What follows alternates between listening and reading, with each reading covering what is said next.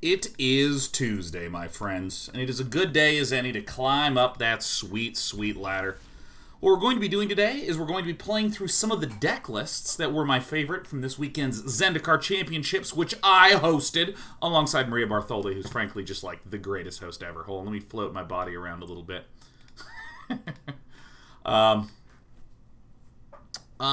So we're going to be looking at an interesting mono-white prison deck in Historic.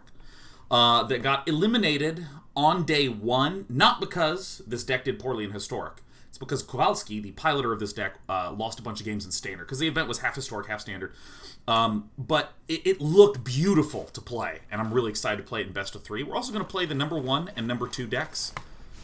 The number 1 being Brad Barclay's Azorius Control. We're also going to do a little bit of Autumn Burchett's Goblins with Longevity. Let's get that music going. Oh, yeah. You can tell I was playing and listening to my own beats, huh? That's what we're going to be doing today. Little bit about the upcomings. Wednesday, we're going to be doing some Cyberpunk 2077. Warning to any of you who have any epilepsy or anything like that. Apparently some of the flashing and light action that's occurring in the game has caused some issues with people with epilepsy. But we're going to be doing that. Certainly Wednesday and Thursday. We're going to see how things are going for Friday, because there's potential we might do something a little different then, or we might just keep binging on Cyberpunk 2077. For Saturday, it is the DayKnight Festival. Woo! So we're all going to be playing games together, including Among Us, Golf with Friends, and some Jackbox games like Drawful. And then Sunday will be the community day of the DayKnight Festival. And then after that, I have one more week, and then I'm fucking out of here. I'm going to take 3 weeks off. Well, 2.9 weeks off, because Saturday, the 20th, or is it Saturday the 19th? It's one of those two. Saturday the 19th, I'm casting Team Liquid Star League 6 semifinals, a little bit of StarCraft 2, cast in action coming up. Big bada boom. And there you have it. I have some not great news about our poor, sweet little doggy. Many of you may have heard me tweeting about some concerns, or on the show, we discovered our sweet little doggy has an inoperable kidney condition. So the doctor has given us between 200 and 400 days with our brand new dog. Which sucks. But we're going to give that dog the greatest 200 to 400 days possible. She's going on many walks. She is getting infinite tummy rubs. We're going to try to keep our cheer focus forward. Playing a little bit of Magic today. Which stinks. Now, if we go to traditional historic ranked, I'm absolutely going to do Kowalski's 9 Lives list. This one is awesome. If you've never seen this list, this is amazing. Okay? Here's the gist of it. 9 Lives. As a cat dad, big fan of this. Hexproof if a source... Oh, I realized what's going wrong. There we go. I was wondering why I was so large, and I just couldn't quite get the sizing right. I forgot I zoomed in a little bit for the weekend. And I kept doing arm movements that I knew would be in frame, and they kept going out of frame. Anyways, 9 Lives. If a source would deal combat damage to you, prevent that damage and put an incarnation counter on 9 lives. When there are 9 or more incarnation counters on 9 lives, exile it. When 9 lives leaves the battlefield, you lose the game. Okay? So, imagine you're at 1 health, and you drop this. Your opponent has 3 creatures. If they attack you this turn, it gets 3 counters. Next turn, if they attack you, they get 3 more counters. You haven't taken any damage, you're at 6. Yeah! It's kind of delaying the, in theory, inevitable. Until you look at Solemnity. Players can't get counters, and counters can't be put on artifacts, creatures, enchantments, or lands. Which means that if you have 9 lives and Solemnity out, you cannot take damage, and you cannot get counters on the thing preventing you from taking damage, which means your opponent can't fucking win, period. Really cool, right? Really dope, right? Huh? Pretty great. So it's a way to effectively deny your opponent any ability to ever win. And then at that point, you win with some things like Castle Ardenvale's making tokens. You win with things like Emeria's Call, the beautiful land creature spell. Elklodge says, unless they have a questing beast or bone crusher giant. Would that work that way? I guess that's right. I guess that is one of the pickles. The remainder of the deck is more prison tools. Guardian Idol, and Mindstone are there to ramp, but the other tools like Wrath of God to deny stuff. Gideon's Intervention is an incredibly clever one. As Gideon's Intervention enters the battlefield, choose a card name. Your opponent can't cast spells with the chosen name. So, for instance, if you were worried about being up against Sultai and seeing a Maelstrom Pulse that could destroy all your Solemnities, no problem. You play Gideon's Intervention, your opponent can't cast it. Really a nice lock the opponent out type things. And then we have some other things like Immortal Sun, Overwhelming Splendor. Really cool to see Idyllic Tutor, 4 copies of the Find an Enchantment spell in here. Because Solemnity 9 lives is all we really need to lock it up. It basically creates a bunch of redundancy for getting there. In terms of the lands, let me put this away. We have, Plains and Castle Ardenvale. I'm going to put in the Plains that I like more in first. But we have Arch of Orazca to draw, Blast Zones to pick stuff off, and Field of Ruin to do all sorts of good denial effects. Let's look at Plains in the Landos.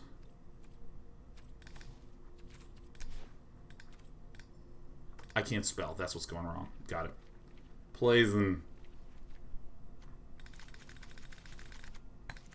Love this one. In the sideboard, we have a number of things to deal with aggressive decks and control decks alike. Authority of the Consuls, getting a whole bunch of extra life in these early turns. We have Baffling End to delete things. Rest in Peace is another one of these tech enchantments to just delete graveyards for Uros and shit like this. Sorcerer Spyglass for Planeswalkers, Immortal Sun for more Planeswalkers, Settle the Wreckage for, creature-based decks. I mean, it's pretty straightforward sideboard. This is a fucking hilarious one, Leyline of Sanctity. If you have any concern about losing to something like an enormous expansion explosion or a Banefire, fear no more. Fear no more. We're going to be rocking it. It's going to be a lot of fun. Blade Gill says, was this played during the tournament? How did the weekend go? I wasn't able to catch any of it. Xenodoxy says, isn't any enchantment removal like instant loss? 9 Lives has hexproof Xenodoxy. That's the core reason why this deck can work. Great, we have the combo. Perfect, game 1. Blade GL was asking, was this played during the tournament? It was played on day 1, where Kowalski did very well in Historic, but then advanced on to Standard, where Kowalski's list did not do very well, which meant, though this 9 Lives list was looking very strong, we never even got the chance to see it play out. Oh, this is so funny. I literally have 9 Lives and Solemnity, and a way to refine whatever is there. And how did the weekend go? Blade GL, it was very weird. Because I loved the tournament. I felt like I did a really good job, which always feels good. I like feeling like I did a very good job. But it was made incredibly... What is this? Oh, that's the rank. It was made incredibly challenging by the fact that I learned in the middle of Saturday that my dog's kidney condition was terminal.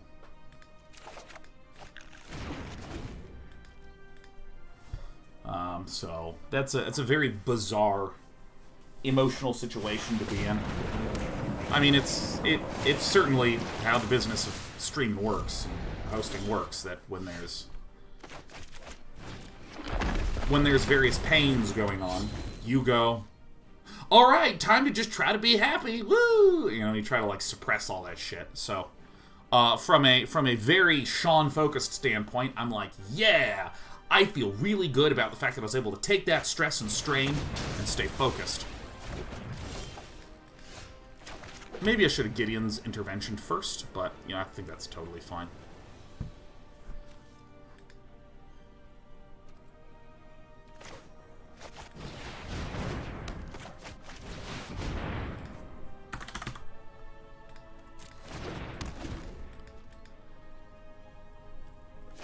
I felt very proud of and pleased with my performance in that regard. But man, it fucking sucks. It feels fucking terrible. So I don't know. I still feel really weird. Who fucking runs Assassin's Trophy? Who runs Assassin's Trophy? What is going on with this?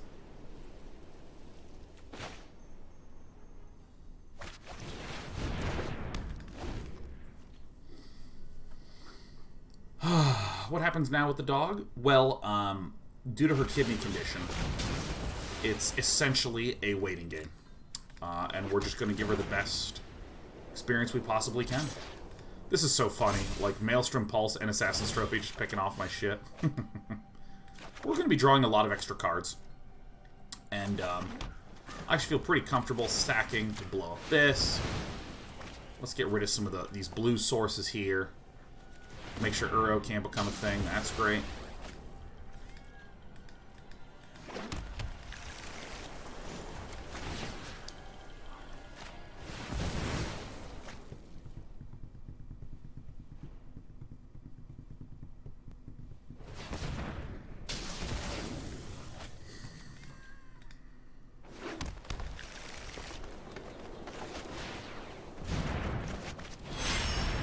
I love the Immortal Sun so much.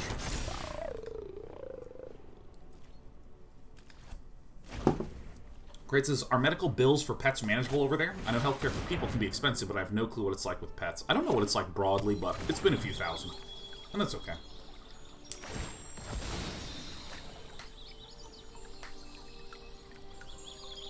I'm devastated that Don't Daze Me, bro has all these lands in the deck.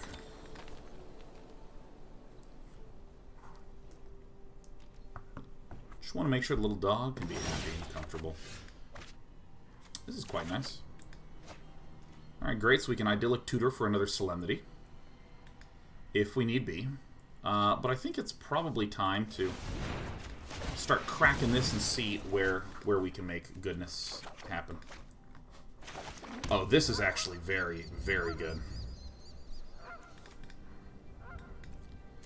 Now, if you want to exile one of your Uros, I think it's okay.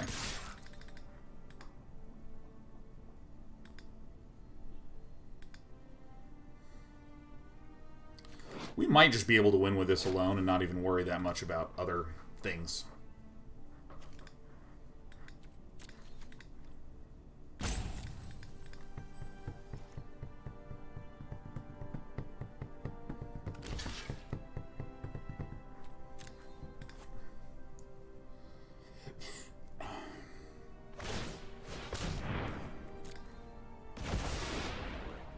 Destroy each non-land permanent with converted mana cost. Yeah, terrific. Great. Really good. That's what you want to do. Okay, so I'm going to do something a little interesting. I'm going to go for a Rest in Peace, I think. Okay.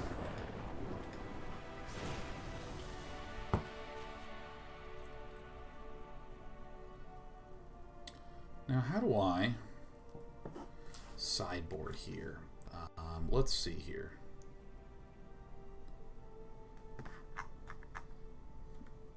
Oh my god, Kraid gifted us 20 subs, helping with doggy medical bills by bringing more human beings into our wonderful chat here. Let me take just a moment to think. The Wrath of Gods might be the thing that we get out. Let's put these things over here. What do we think about this? Immortal Sun is very good because that owns Planeswalkers. There's just not that many creatures. I'm gonna peel away the Wrath of Gods. I just don't think we really need them. Gideon's Intervention, Rest in Peace seem excellent here. Maybe a Sorceress Spyglass, huh?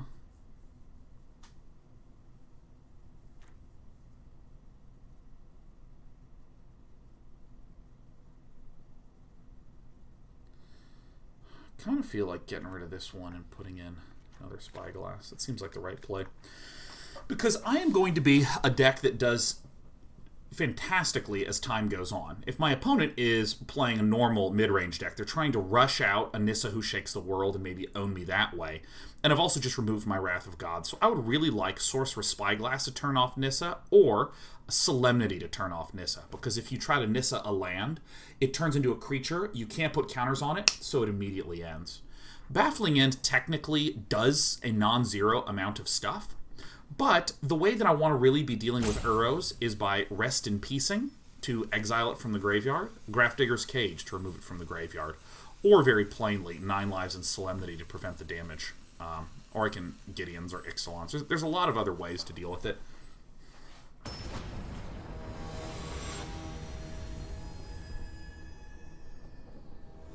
Chris, does 0/0 land creature die? Yes, it definitely does.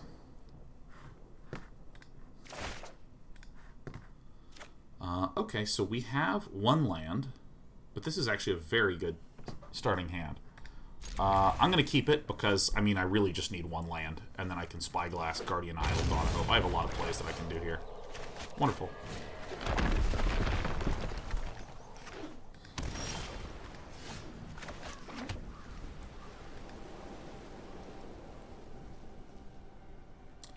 You just smashing the Guardian Idol is the good one. Okay, so we see no ramp. Oh. Well, superb, huh? Absolutely superb. Okay, so we do this. And then let's just Spyglass it right now.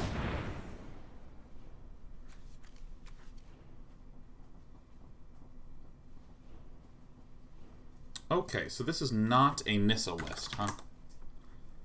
We're still going to name Nissa.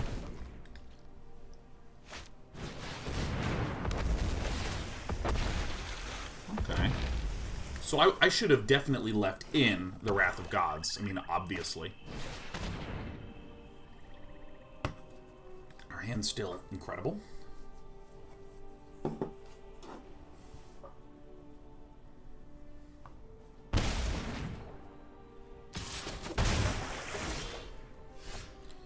I worry about our ability to maintain card advantage, but I think this is okay.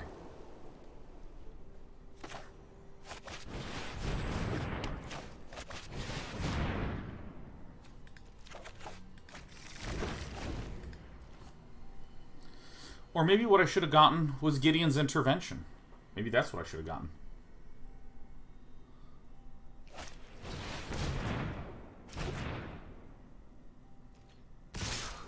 Joe B, thank you for the kind words of support about our sweet doggy and for the gifting of the subs.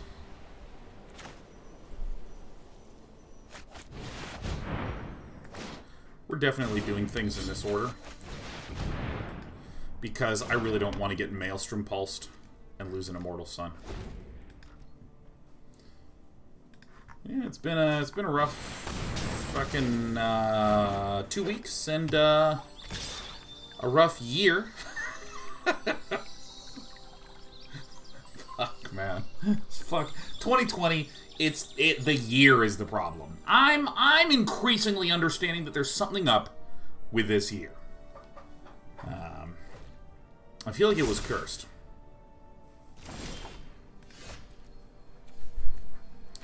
Double 9 lives, baby. Thoughts on 2021? Cult Dracon 2021 will be my year.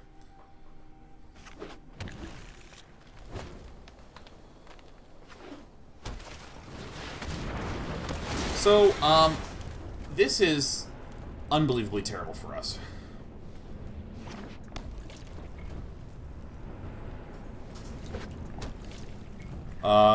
The double Risen Reef, and again, I understood my opponent to be a more classical Nissa Uro deck, and is apparently running just a crap load of Enchantements.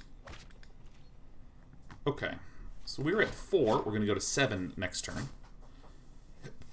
So, let's play this for free. This is creature cards and graveyards libraries can't enter the battlefield. Players can't cast spells from graveyards or libraries, which doesn't really affect this, because this is, you reveal it, you just put it out there.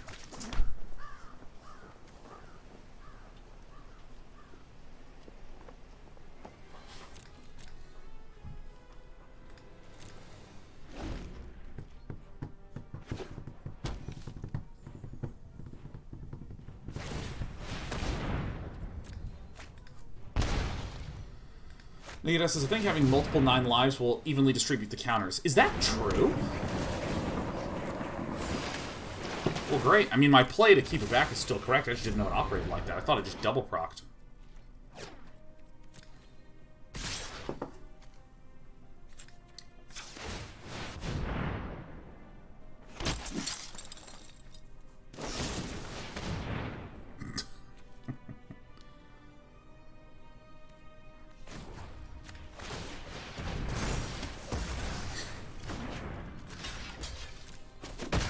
got it.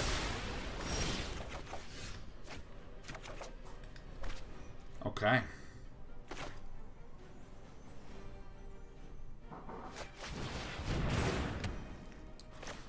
Alright, we are popping off. Enters 10.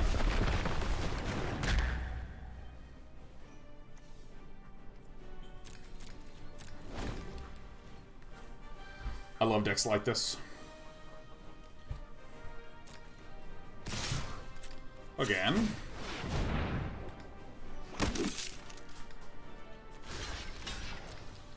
So let's see how this mechanic works. So it's showing me two. I'm going to click like this, since this one was lighting up. This one gets the counter. Very cool. Very, very cool. My opponent's hovering too. Yeah, listen, don't daze me, bro. I didn't fucking know how it worked either. You and I are both innocent. Fuck.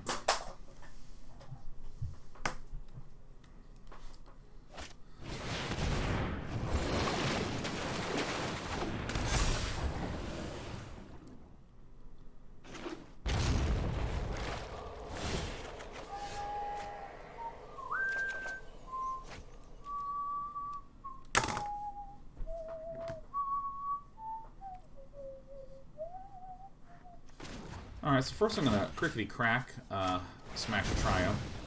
I thought I clicked this, but there's a little bit of lag.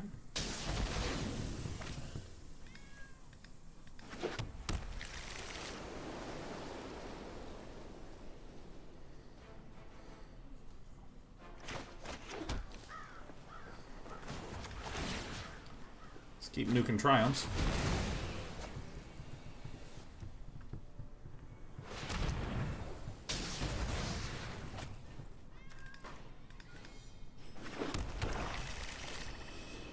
Alright, so let's just do this, huh? Pretty straightforward. Just hanging out. You got it. Still have enough to make a token and draw with it.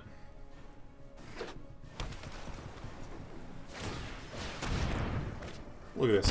Both dealing damage to Don't Daze Me, bro. Thing of beauty. So we have the can't take damage with this. We have the planeswalkers can't do stuff with this. We have the stuff can't enter graveyard with this. Now we're just going to go ahead and draw some cards. Hello.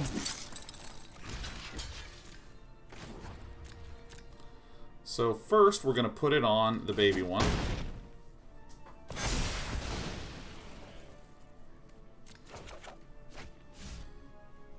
Arch of Orazca is perfectly acceptable. Sure, it resolves. Well, there's a rest in peace. That's pretty cool.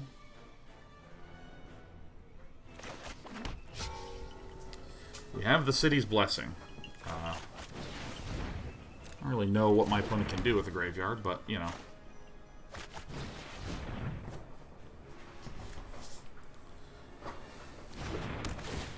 This is... Oh, there it is. Well, I feel like we're winning.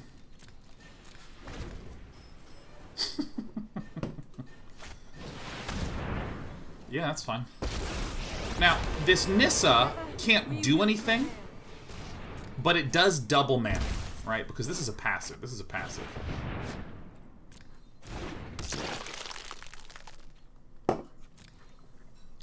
I love congrats on the city. City's blessing. That's so fucking funny. Sean, I want to warmly congratulate you on having such strong approval ratings from the city.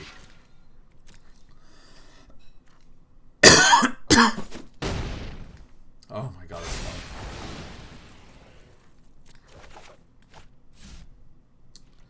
I think I will crack a Mind Stone here. Ow. Okay. Oof, gross. May as well do this.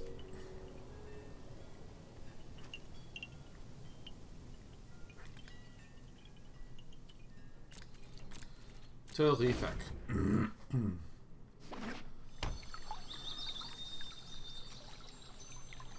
So we still have 1, 2, 3, 4, 5, 6, 7 attack steps. Alright.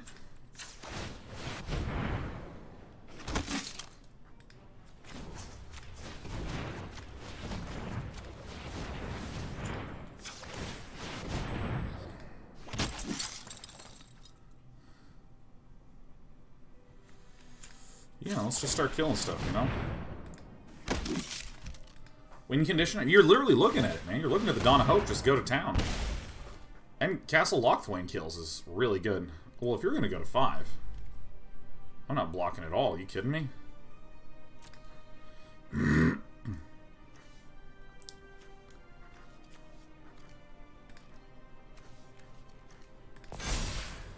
Great, 8 on that.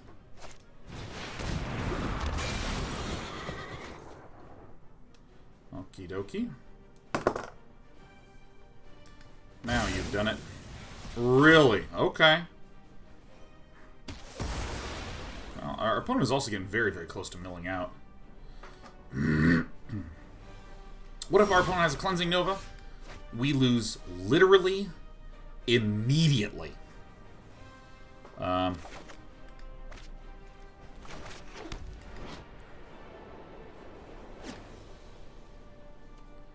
Alright, so we name Hydroid Krasis, right?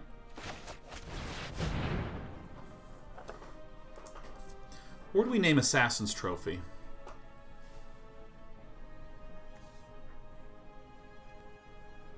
I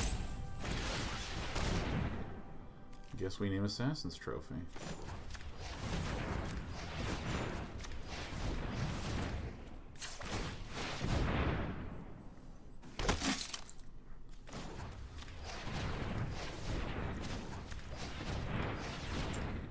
This land, please. I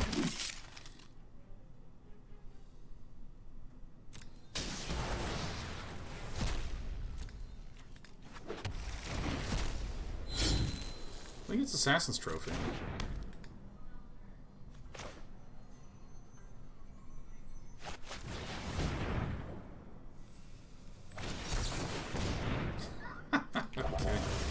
I think that's 3 in the bin. 2 in the bin. Only 2 in the bin. Is this it? Just 2 Solemnities? Oh my god, fantastic. Oh my god. No attacks. My opponent is starting to run out of cards. 19 in the deck. I can't believe we only have 2 Solemnities in here. This is incredible. For some reason I thought that we were 3 Solemnities deep and 2 Idyllic Tutors deep. I was like completely wrong. My opponent's got like most of the deck in there. It's amazing.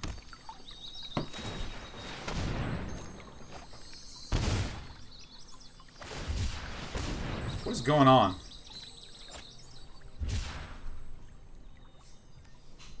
Alright.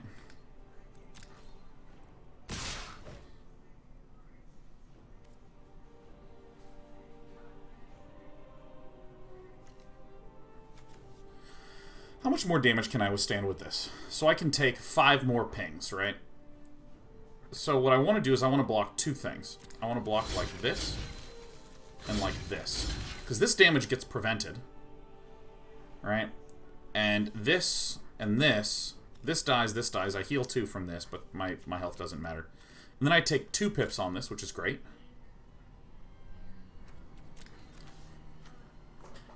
That's the 8. This is the 8. This is the 3. This is the 3. Great. Wings of Corvo said, did my sub go through? Damn right it did, Wings of Corvo. Oh my god, did we do it? Canadian guy, 343, just hit 100 months. Says, hey Sean, saw you once in my restaurant with Britt and Fanboy. We talked about pizza sauce. You've been such a positive influence in my life. Thanks for 100 months of laughs. Canadian guy. Oh my god. I cannot believe. That's such a specific memory. You're the only person I've ever talked to sauce about. It was the tomato sauce on that. What kind of pizza was it? Remember it had like big dollops of sauce on the top.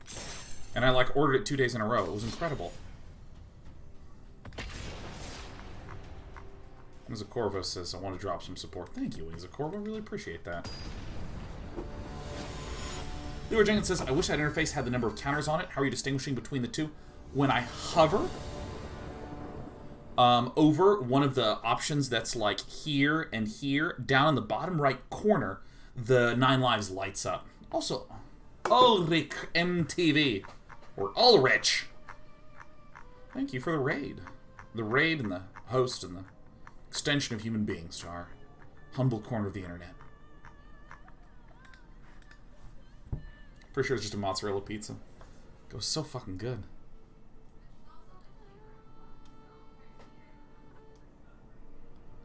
Surprises, man. I wish I shared a "you're the only person I've talked to about sauce" moment with my idol.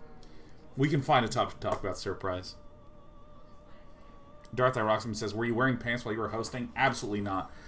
I have more shorts coming in the mail because all my existing shorts have torn right up the crack. Been doing a lot more like squatting and lifting because I have a large dog that does not like to take baths, but we have to give her like medical ointment and like scrub her down and shit. So I've been hoisting the dog up and I've been trying to use like proper form, you know, make sure that I leverage my quads and shit, and I get down, try to pick the dog up, and just pulls right up, and I was like, oh, whatever. Alright, Villain is running elves. So this is a deck that tries to run everything that says elf and various ways to tap for more mana to get more elves and just smash all sorts of shit down very, very rapidly. Given that it's the green-blue colors, I would not be surprised if there was like little to no way for Villain to really deal with all of my shit.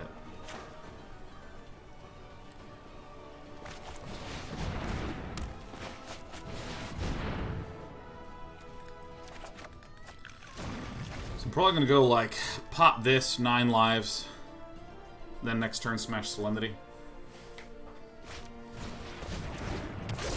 Maybe Paradox Elves. Could be. Could be. If it is, then we lose immediately.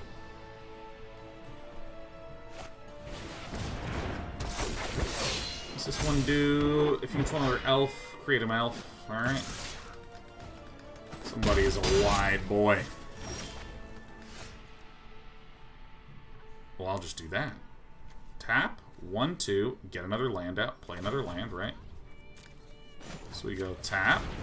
Tap. Crack to kill this, right?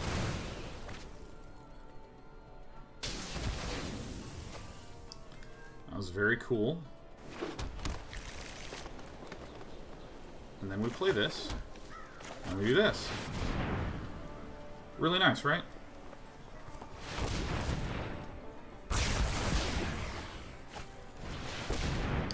Oh, collected company, instant speed, get more elves out. Meow, meow, meow.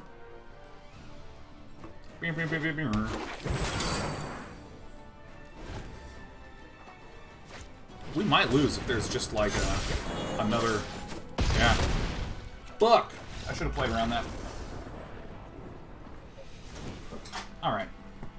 Let's see what we don't need. We probably don't actually need Dawn of Hope. It's too slow. We don't need Rest in Peace. That doesn't really do very much. I do think that Authority of the Consuls is an excellent one to pull here.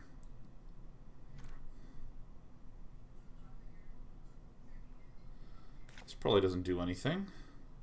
This probably doesn't do anything. This probably doesn't do that much. Alright. This is good, because owns collected company. I think with this I put in the Authority of the Consuls. Settle the Wreckage seems reasonable. Does it, though? I feel like I want Baffling Ends in here, more like.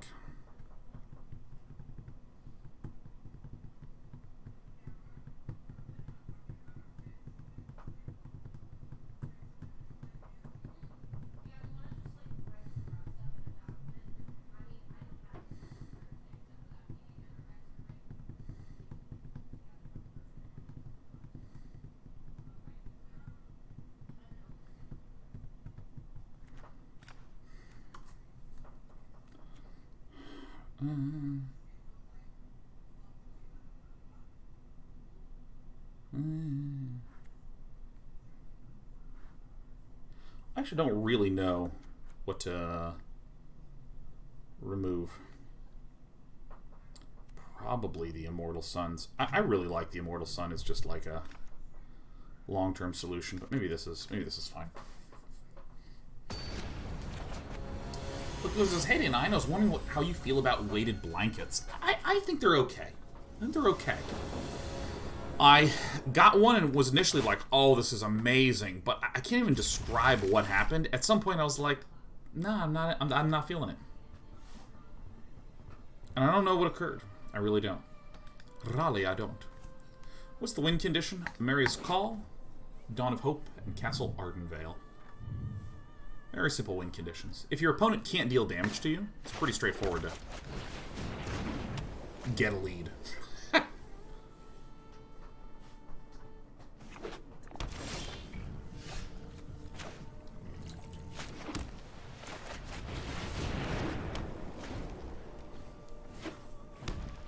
Alright, let's get some of that life gain going, baby.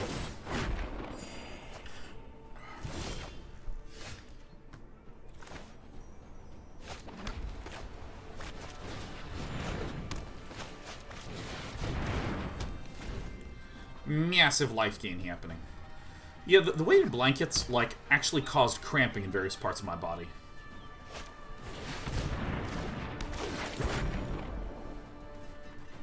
Yeah, which one do you destroy? Sure.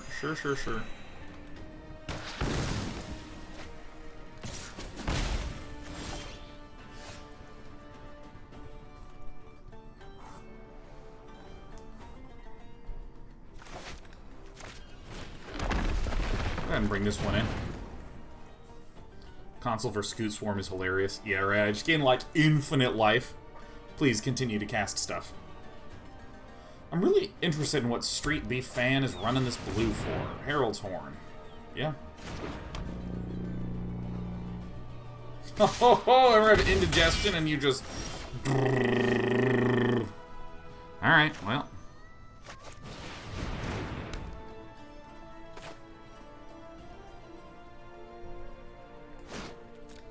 I'm gonna sack some health for a little bit. Was the limit of tokens live on Arena? I don't know.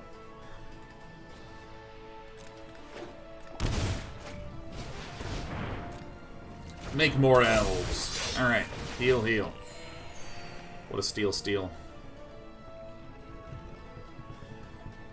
I don't want to smash 9 lives down yet, because I have these Authority of the Consuls, which will be gaining me a lot of life, and I want to be able to let my life bleed down a bit.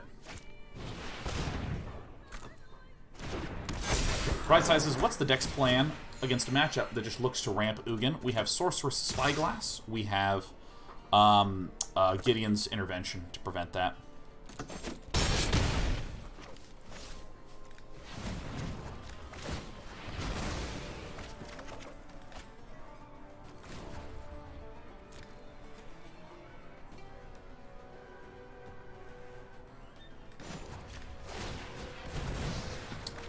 We also have Immortal Sun. We have actually a variety of tools.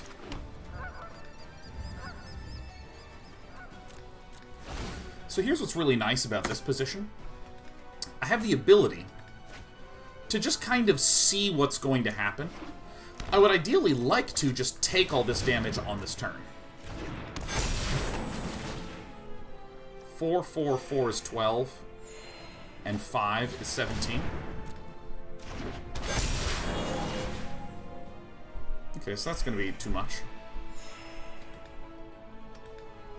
5, 10, 15, 21.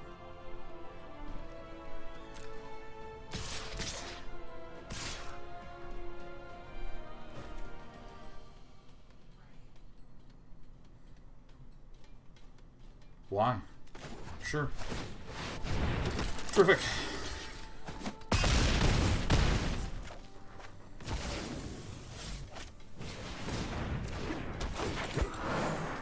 Amazing. Very, very good. That was super straightforward.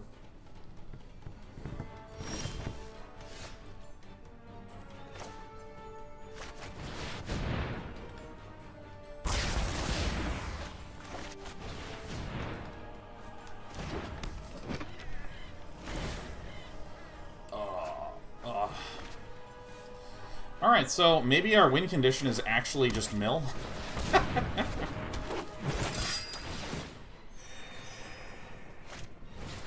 See, look, I can wait for a long time before I even consider running 9 lives out. I mean, this is amazing.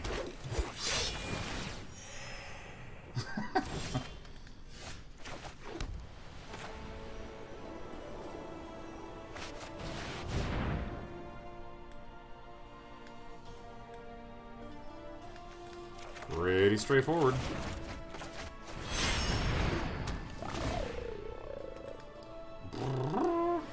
I think maybe it really is mill. I mean, it really depends upon how many Reclamation Sages are in this deck.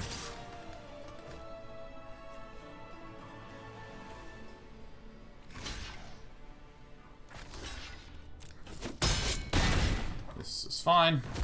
More things that come out, less problems we have.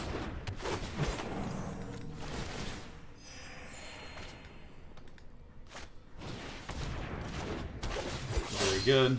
Very, very excellent.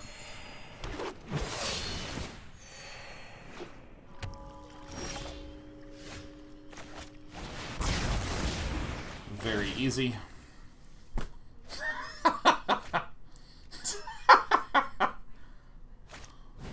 Gideon's Intervention, naming Reclamation Sage just wins. We removed Gideon's Intervention in this list. Or not in this list, in this sideboarding plan. For sure. Great.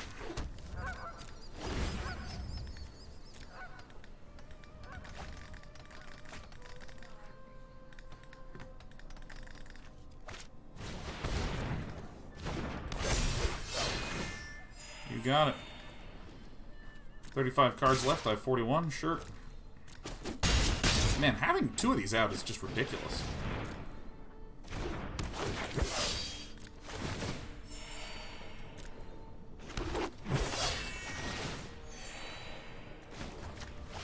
Gaining so much life, man.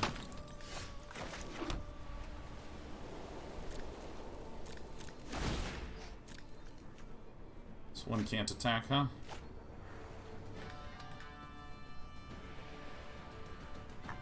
Oh my god, Bubba Dum says, Sean, your brother's sub sounds and custom-made ads are incredible. Nick is very funny. Nick is unapologetically hilarious. For any of you who don't know, my brother is a StarCraft commentator. And his longtime commentary partner, Dan, a.k.a. Artosis. He gets really mad when he plays Brood War. Just, like, absolutely uncontrollably, enragedly pissed off. And so, my brother has made his sub sounds clips of Artosis losing his mind.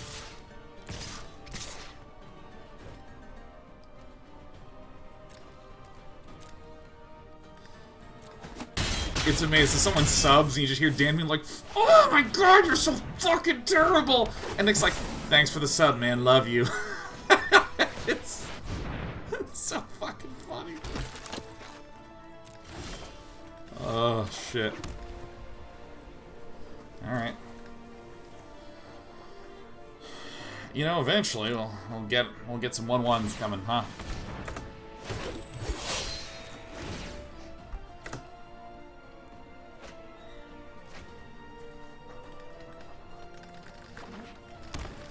Our goal is to get really low, and to be able to have enough mana to cast all this stuff. This is 1, 2, 3, 4, 5, 6, 7, 8, 9, 10. And right, we have 6, 7, 8, 9 mana. So I want to wait till I can do the full combo-ny. 3, 4, 5, 6, 7, 8, 9, 10, 11, 12, 13, 14, 15, 16. No problems.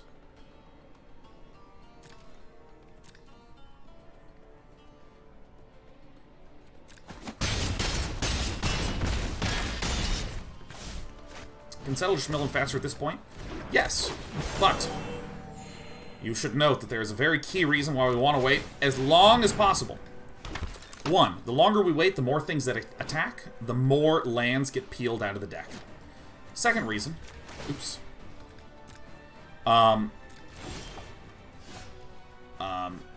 We want to, well, yeah, this is really good, huh? Second reason is that I want to be able to lose as much life as humanly fucking possible. I want to lose as much life as possible. So that way, when I play 9 lives Solemnity, I can get a lot of value out of it.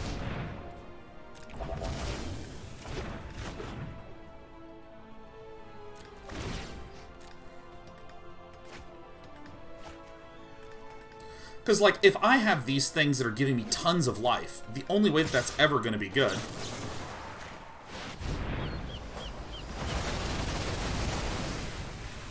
The only way that's ever going to be good is if I can actually use that health, you know what I mean?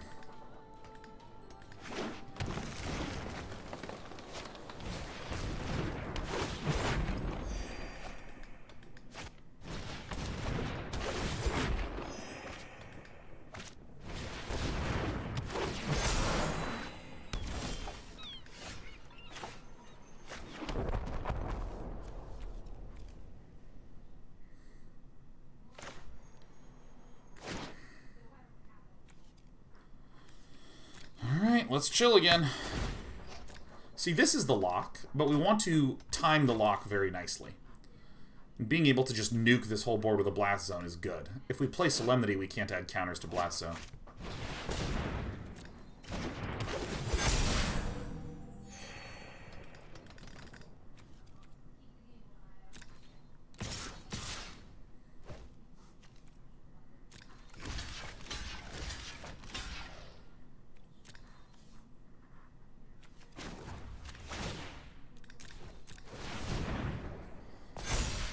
Ta-da! I play face up. Ta-da!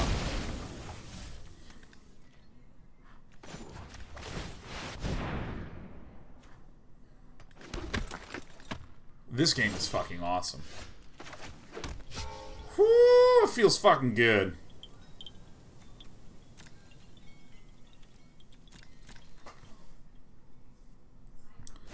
What does this one do? Add a bunch of mana? Sure. You can't not do this, right? If it's a creature, you may reveal... Okay. So you don't have to.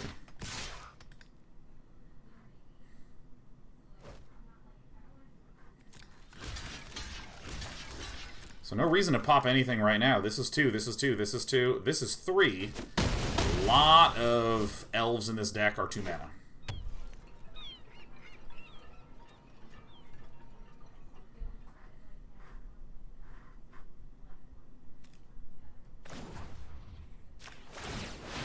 This might actually be a mistake to tap this Arch of Orazca.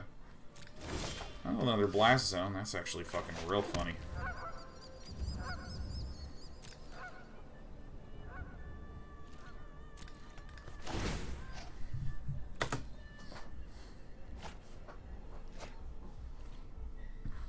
What does this guy do again? Can't be countered. Green spells can't be countered.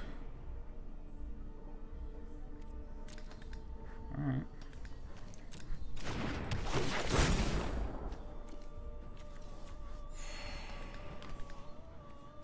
Alright, here we go.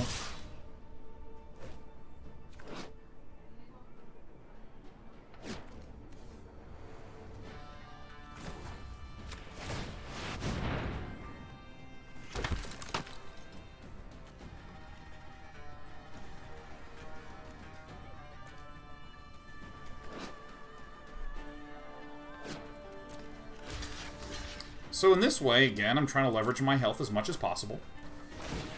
So villain can burn a bunch of mana doing this, but then I just simply respond by blowing everything up that has 2. So this just kills all these.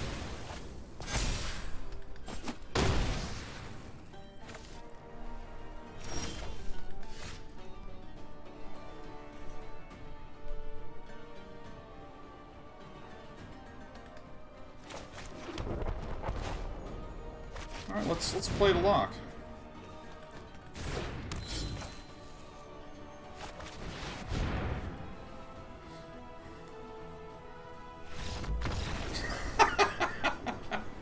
I did it. I am annoying. Well, I want Overwhelming Splendor in this matchup. It seems fucking funny, man. I actually don't even feel like this Baffling End is good here. I feel like Baffling End picks off one thing, and I don't need that. I think the Gideon's Intervention is going to be better, and the Overwhelming Splendor is going to be better.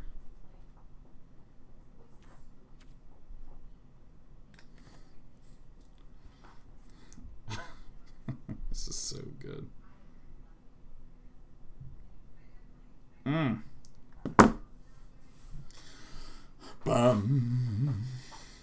I think Historic is better than Standard. I'm going to say it. I think Historic is fucking better than Standard.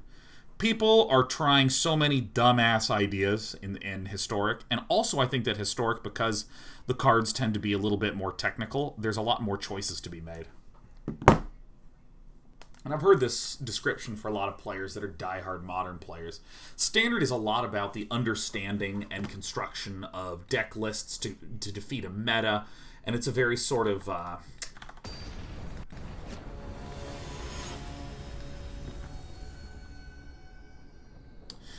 Yeah, I almost feel like... God, how do I describe this? Alright. I'm going to make an attempt at a point. I think we mulligan this because this isn't good. This is my attempt at a point. I think when you're making a game and you're trying to create an environment where a player feels like they can develop skill to become good at the game. I have seen people in design describe that you want to have lots of simple pieces that people can understand and look at and get really, really quickly, right? And then the emergent strategy comes from all the cool combinations of these simple pieces. However, I kind of feel a little bit the opposite. I feel that if you make the individual pieces in your game have some complexity and nuance and some, how would I do this? It actually creates a smaller puzzle for someone to work on. And an example would be like in Dota. There is all this shit, or League of Legends, any MOBA. There's a shitload of items, there's a shitload of heroes, there's a lot of abilities to track, all this sort of thing. However, if I just am playing my one hero, there's so much richness to how its animation works for last hitting, how to time which ability and do which thing. And the Magic example that I think about... I'm sorry, I skipped ahead. I feel like there's so much richness and complexity with the control of an individual hero that it gives someone something to focus on. It gives them an entry point to be able to eventually tap into some of the bigger, higher level shit.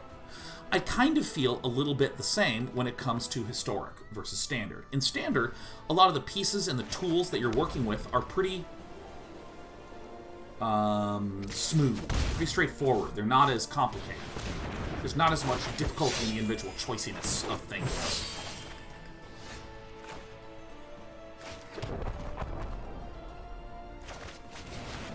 Nine lives.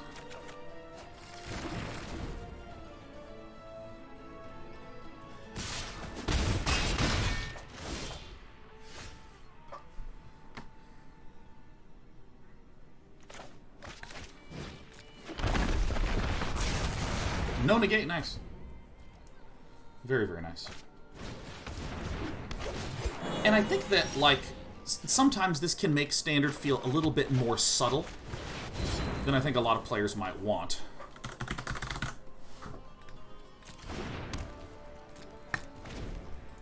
And I kind of like that, for instance, with this deck, there's so much choiciness between, like, how I'm going to manage turn, how I'm going to navigate my way through it. There's a lot of onus on the piloting. And I quite like it. I think it feels, like, really good.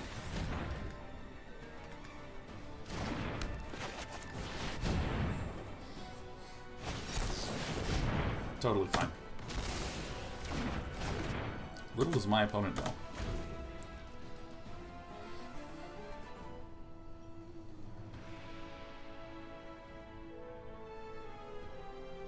I don't know, and again, this is an attempt at a point because I'm not entirely sure I fully agree with how I've presented it. I think there's something there.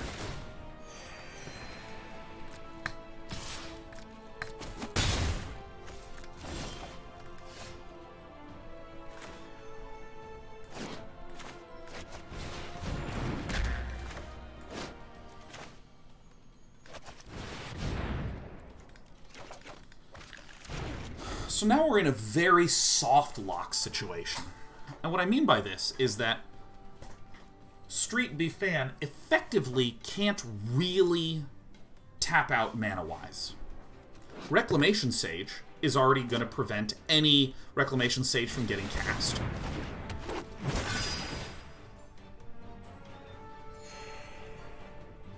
And so my opponent would then need to leave up mana for a counterspell to deal with these. But this is an elf-based deck. You need to tap out your mana. And we win.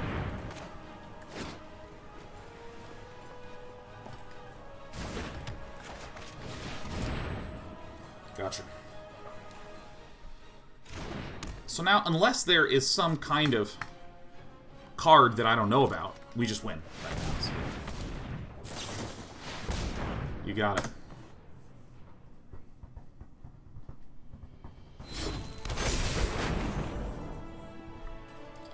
Yeah, we have protection from this. Because this says, prevent all damage that would be dealt. Opponents can't cast spells. Prevent all damage that would be dealt to you and any permanent you control. Wait, does this happen? Oh, this does fucking happen. Oh, I thought that we had protection from this card. Oh, I see. Well, fuck. 3, 1, 2, 3, 1, 2, 3, 1, 2, 3. Alright. Well, balls. Okay.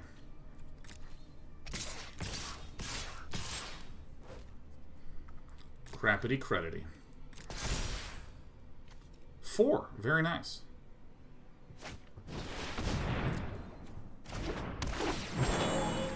Bing bong. That is a play I should have played around. Haha, you're one turn late, you fuck.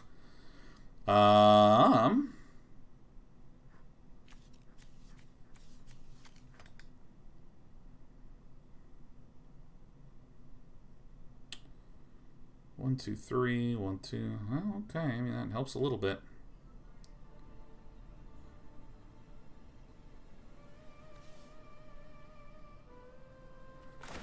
We can play this now, right? 1, 2, 3. So we go 1, 2, put that up. 1, 2, 3, pop. Got it. Where were you last turn, you bastard? It's all cool. I'll draw exactly what I need.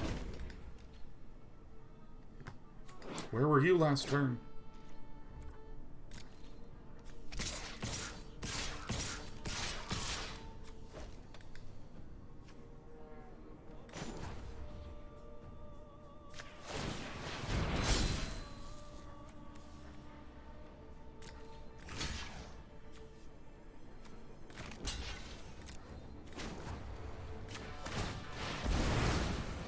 Goodbye! Oh, I killed my own cage, man. Fuck. This is fine. This is fine. This is fine. Oh, this already gets prevented by this, huh? We actually didn't need to nuke everything. Whoops. Because I forgot, this damage gets prevented regardless. Alright, we lost. Fuck. I need to play around Collection Company. Damn it! Farts.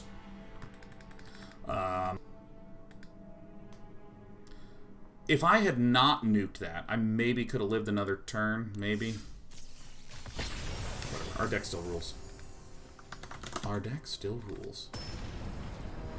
I also think we could have won game 1 with a couple different play patterns.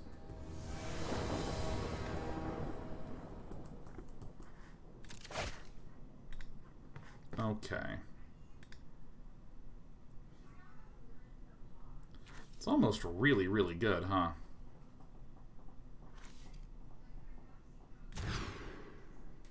Terrible.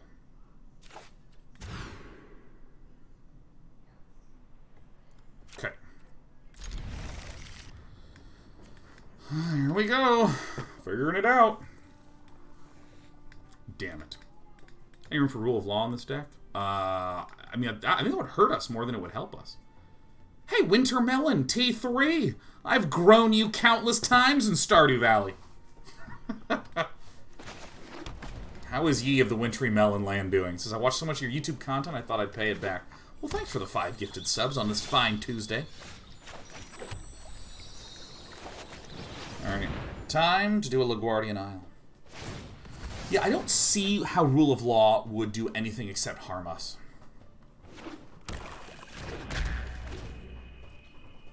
Unless I'm just missing something.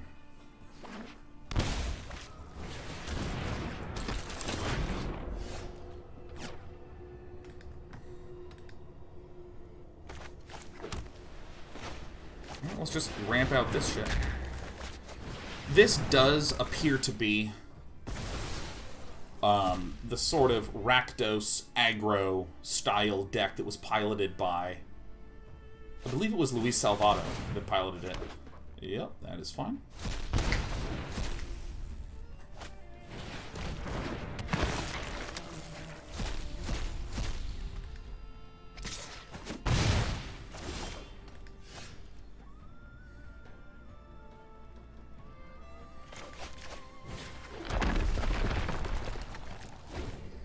Alright. Pretty straightforward stuff.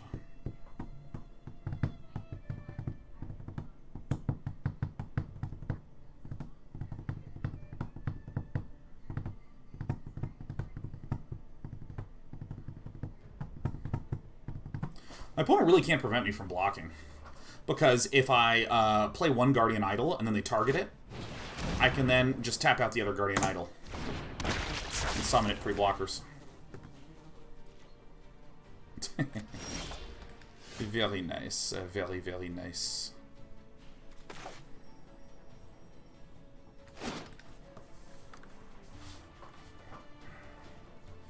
What's the Kaheera doing for us? Being a free 8th card.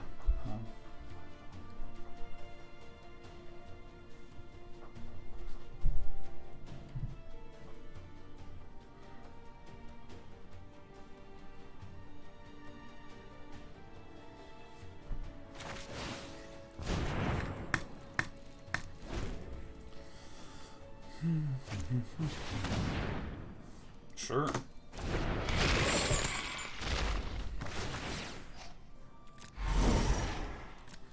Nice.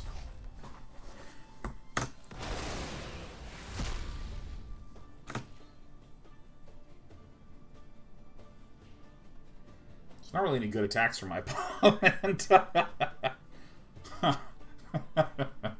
It's kind of amazing the way that this deck feels, where it's just like, alright, well, a lot of nothing for both of us.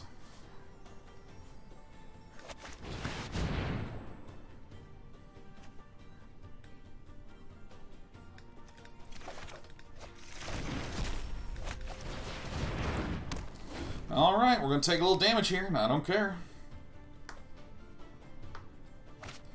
Naming Secrets is the big 20. I'm about to graduate my masters. Soothe my stress with card magic, DayKnight. Man, congratulations, Naming Secret. Now, Master Secret, tell us a little bit about... Ooh, that's good. Tell us a little bit about what you just got your masters in. I would love to know.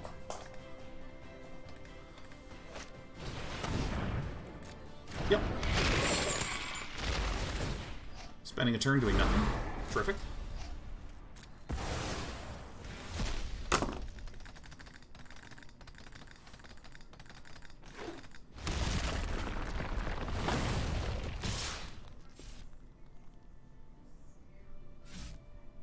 Yeah, no, these attacks are all incorrect.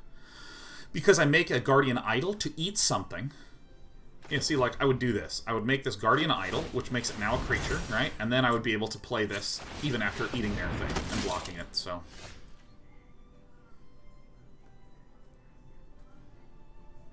Can't gain any counters. Don't see a way in which gaining of counters would really matter. Name Series says, my degree is business informatics. My thesis is about software architecture for distributed systems, so online applications. How to manage customers and build an architecture suited to your business model.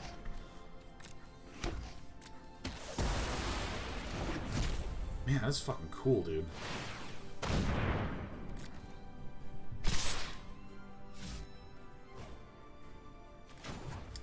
I believe I just demonstrated why this was giving me free stuff. Oh, actually, let's do this. Yeah, let's eat two things, shall we?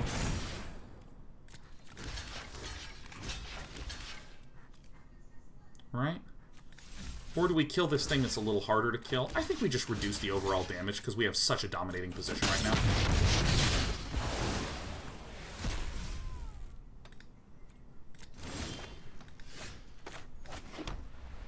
Really good. We're one land away from just, like, smashing with healers every turn. Oh my god, Howard52 says, it's my 4-month sub-anniversary. Sean, my 65-year-old mom just finished Diamond and Historic last season. Crazy. What an absolute baller.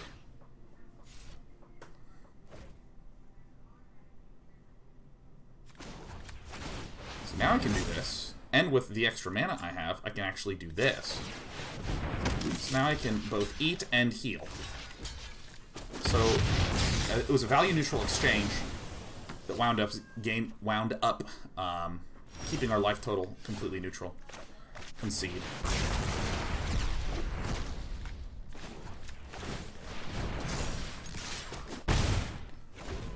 And we place it. The fact that you say you're in a great position makes no sense to me. Well, so here's the thing. I have my opponent. Their entire deck is built around using the graveyard to get things into positions where they have like more than one attack power. There's a lot of spells and interactions and things to like peel stuff out of the graveyard to like zap stuff and shit like that. And I know that deck very, very, very well that my opponent's playing. And so therefore, I just very calmly keep turning my Guardian Isles into 2/2s. And eat all the 1/1s and prevent all the damage. And essentially my opponent can deal no damage unless they sacrifice their board, which is terrific. Their deck gets value by throwing things in, letting them die to deal damage, but then they come back from the graveyard and they do good stuff. So Rest in Peace is definitely coming in. Definitely, definitely, definitely. I don't think we need these Immortal Suns. Overwhelming Splendor would be nice. What do we think about Ixalan's Binding and Gideon's Intervention?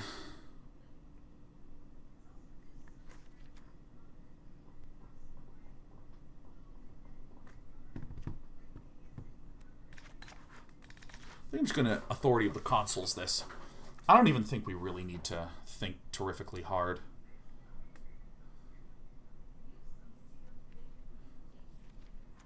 This seems like a greedy play.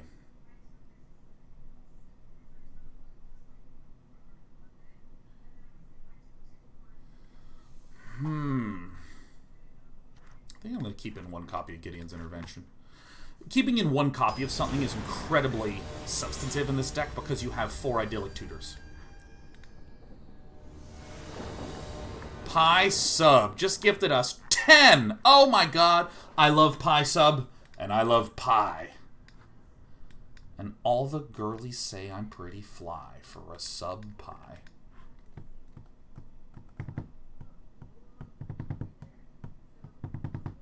Thank you, Pie Sub. Pie Sub, how are you doing this Tuesday?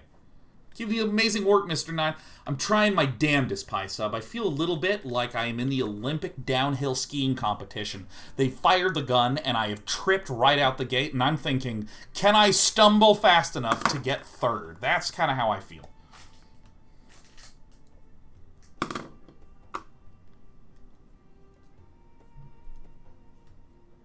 Lentier says, thanks for the subscription. To Pie Sub. Look at this. Bringing in human beings like Lentier.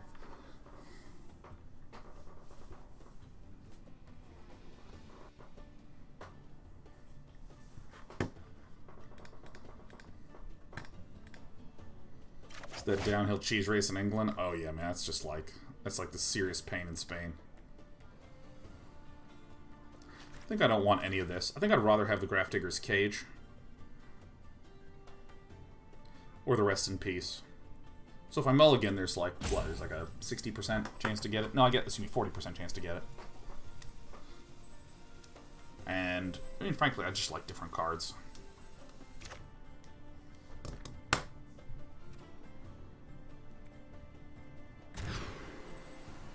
Perfect.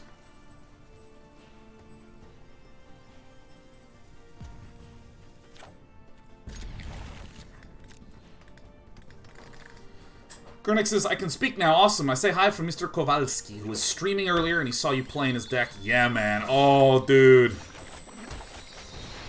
Dude. Grzegorz Kowalski is a sick human being. I want to take all his sick decks and annihilate points on the ladder. We're going to be playing this for about another hour. Another hour and a half or so. And then we're going to switch over to Autumn Burchett's Goblins.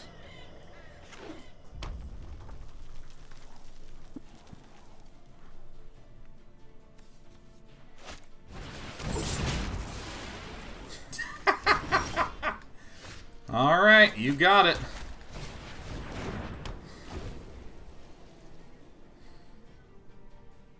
Got Murdoch says, Sean, how excited are you for Cyberpunk? I'm excited. I mean, Cyberpunk setting, like just anything that has a Cyberpunk setting or aesthetic, I'm really into.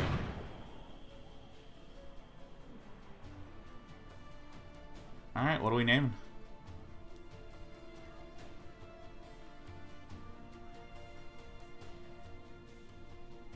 I hope it's 9 lives.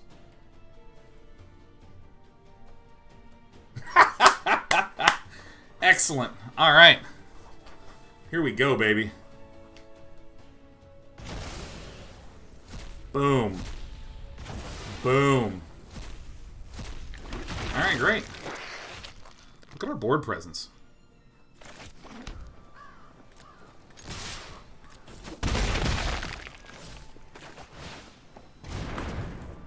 Look at this. Look at this.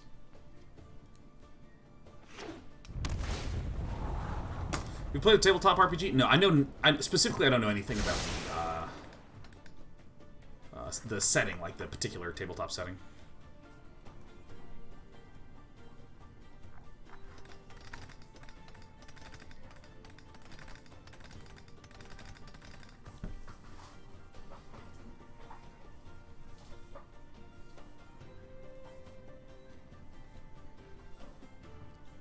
Koenig says, he also said you perfectly pronounce his surname. I admit it's rarely done by good English-speaking people. Oh, yeah. Oh. Go to town, my friend. Says, I know that because I'm Polish too, so I can confirm. Yes! I try typically to pronounce names properly. I prefer not to try to... What did villain name? Rest in peace. Okay. I mean, you got it. It resolves. So villain is going to be down at 5. That seems good.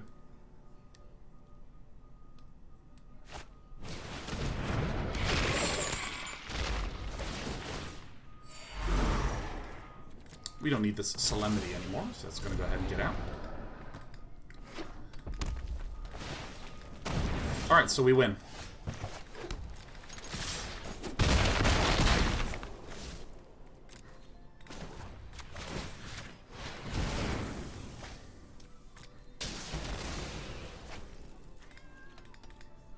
Unless it's like removal off the top. I mean, it's death. Right? Anything that comes into play tapped. And this is why Necromentia is a very dangerous card. Very, very, very dangerous card. Also, one of the reasons why I'm particularly interested in Polish name pronunciation is that my favorite artist ever is a Polish artist named Beksiński.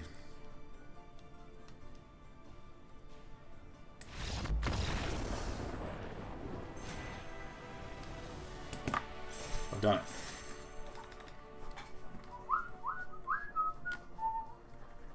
I did it! I fucking hurt another human being! Whoa!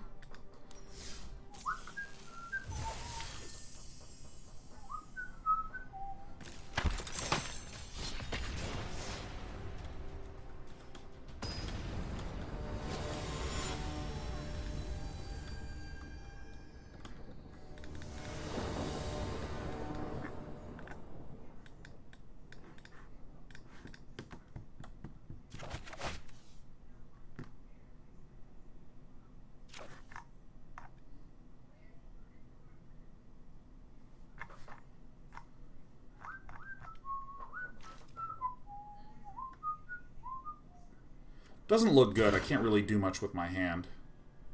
That is okay.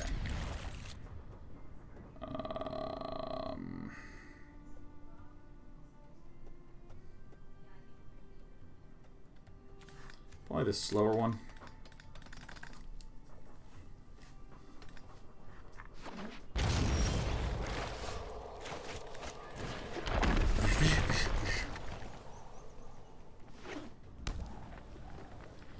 Okay, so is this 4-color Yorion?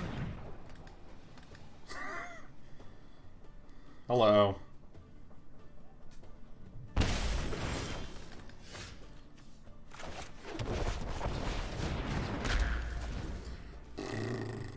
Four-color Turbo Pig.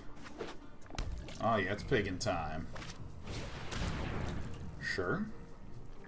9 lives, get out, yeah!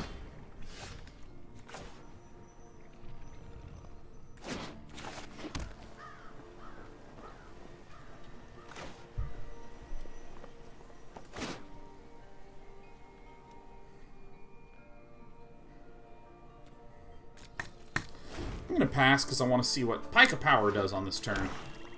Probably going to need to go get Solemnity.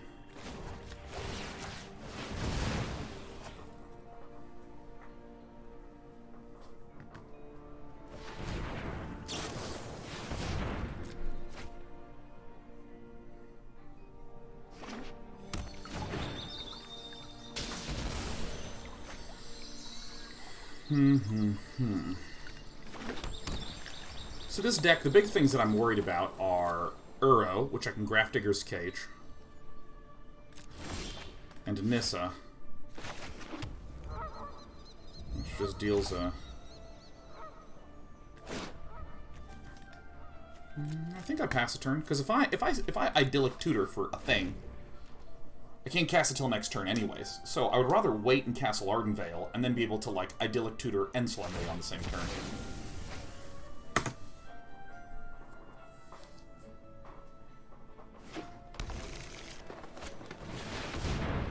Terrific. We will not fail.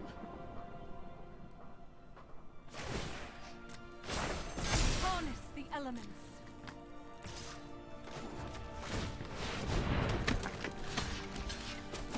Scenery is going to take the damage here.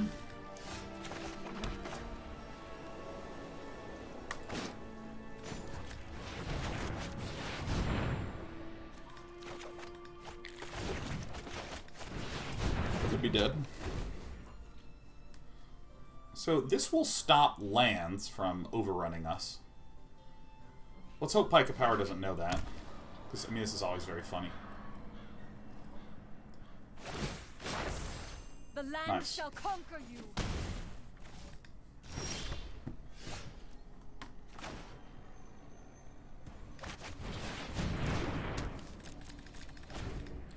Alright, so we've successfully slowed the game down. We also have a Wrath for the invariable Uro. I mean, Hydroid Krasis is really the big one that shits on us. Be wary of the land. Alright.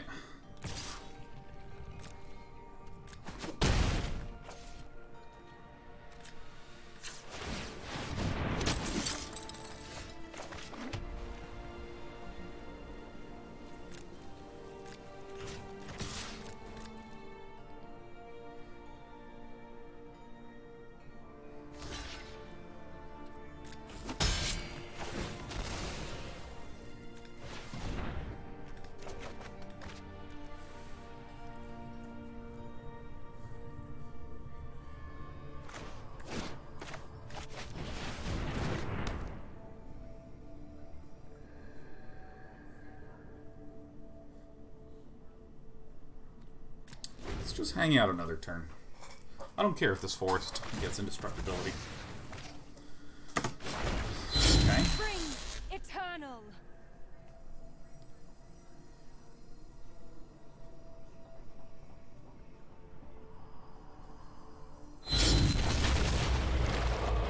So many lambs. Wow.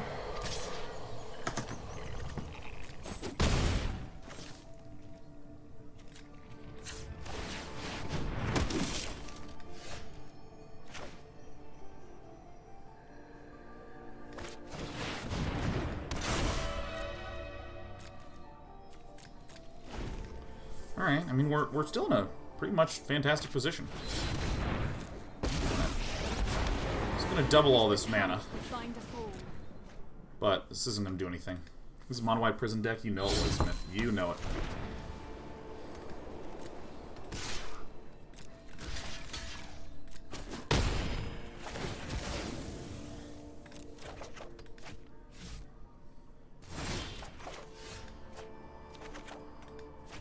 Okay. Superb.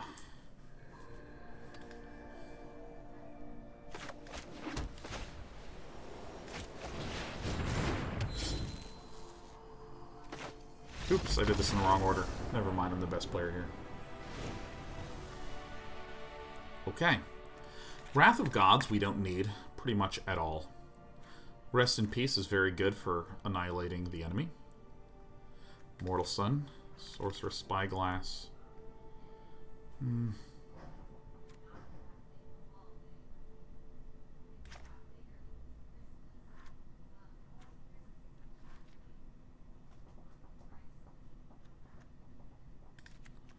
Yeah, I think this is right. Solar Flare J, gifting 5.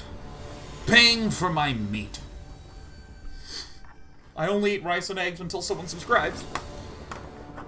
Grinding says so many subs given here, what's going on? Man, we just have the best community ever. Incredibly supportive, incredibly kind. This is the community of DayKnight.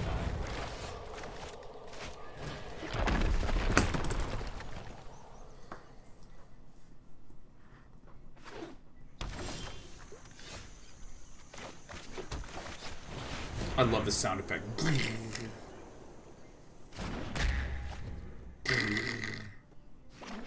What do you think of Karn instead of Immortal Sun?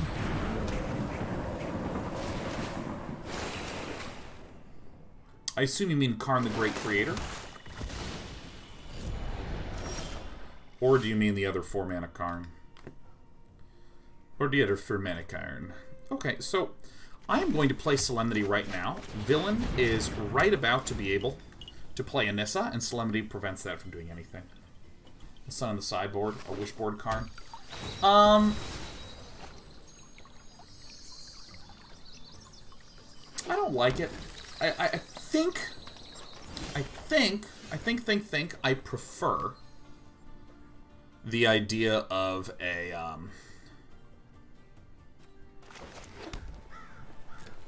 yeah, I think that I prefer the idea of just being able to cast an Immortal Sun on turn 6 and not go through any hassle of trying to keep a thing alive. And I am really on the fence about decks that are heavily wishboardy. With the exception, perhaps, of the Adventures wishboard style decks, because the main board is just so good and so flexible anyways. I like sideboarding that is proper sideboarding.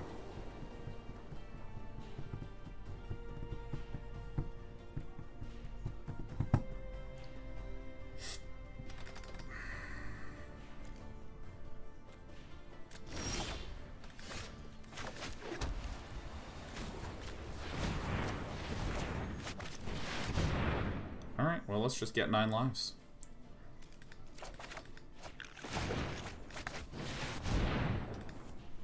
Maybe he gets countered.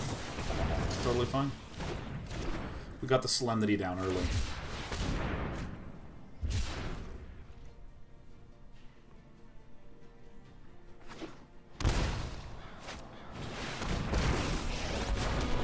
I protect that which cannot protect itself. Rise, my elemental friend. So if I do this, and then I play this guy, then I have 1, 2, 3, 4, 5, 6, right?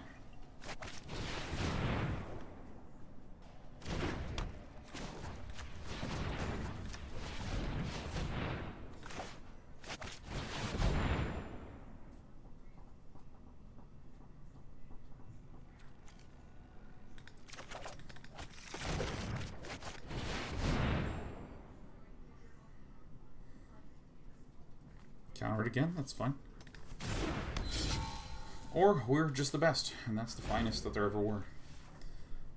Fenrich 05 says 50 is a good number, as Fenrich celebrates 50 months here, hanging out with DayKnight TV. Well, thank you, Fenrich.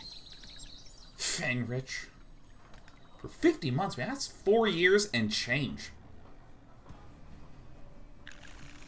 And how's Tuesday treating you, Fenrich? Mine's going terrifically. I cast a cat, I cast a Solemnity, and everyone just keeps conceding. It's terrific.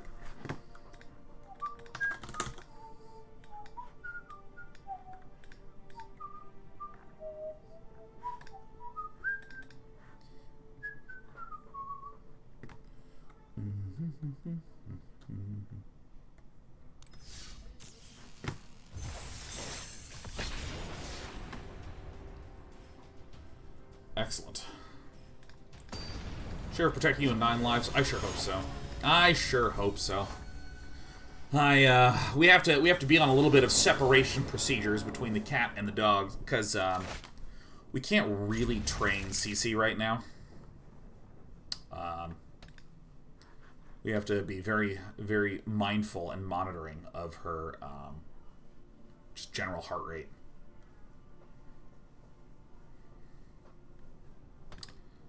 And the separation of the animals is going to be unfortunately temporary, if you know what I mean. Ugh. Get some water. Get some water, because I deserve hydration. I deserve it. Chef Savage Guns does a great job this weekend. Thanks. I was really happy with how it went, both as an observer and as a participant.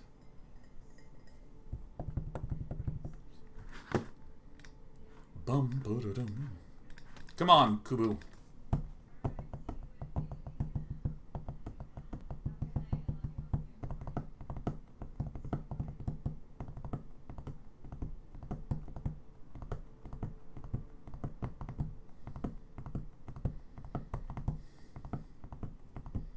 Alright, fuck this. I'm gonna get water. Woo! And I will now slink out. Ugh.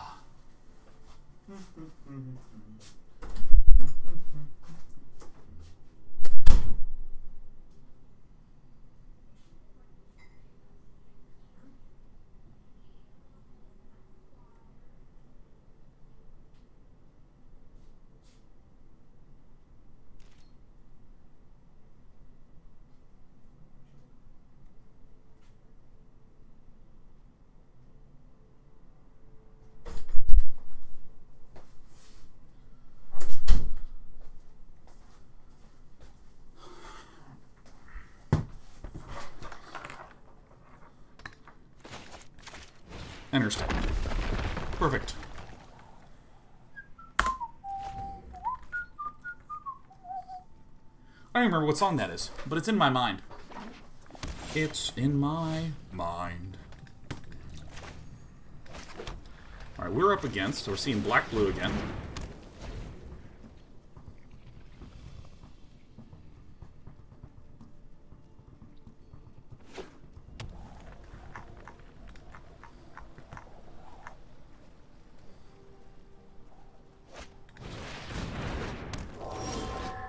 Other spirits get stuff to happen to them, huh?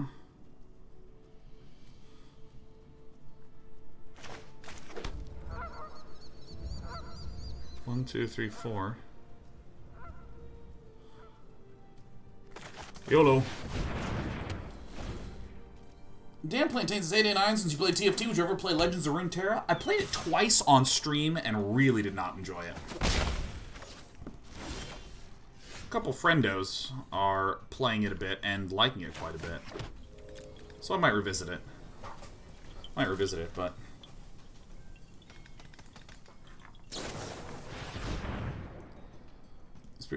Hexproof. Okay, you may cast spirits as though they have flash. Excellent, excellent, excellent.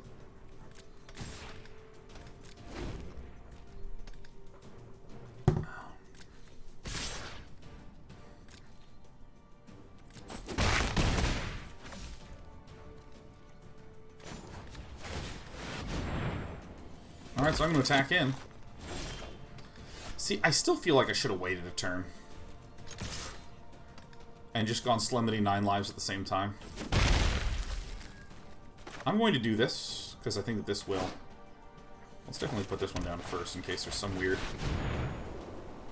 Mystic Dispute nonsense.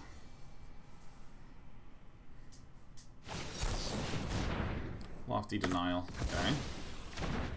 I want Kubu to either tap out on their turn or waste counters on non-9 lives based play.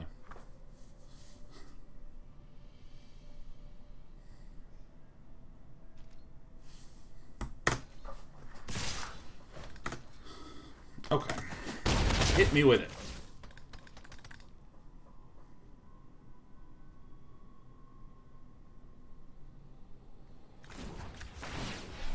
I think I'm gonna do it.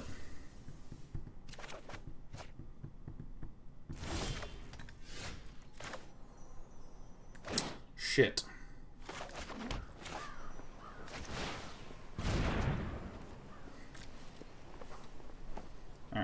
1, 2, 3, 4, 5, 6, 7 in the hand. Coming in.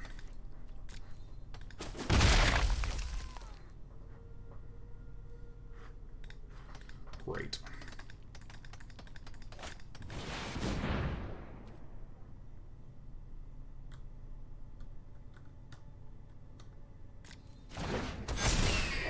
Completely, totally fine. 1, 2, 3, 4, 5, 6, 7, 8, 9. Great.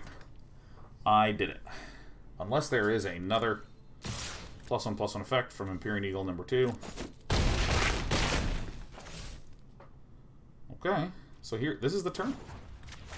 This is the turn where the magic happens. Let's get rid of this one.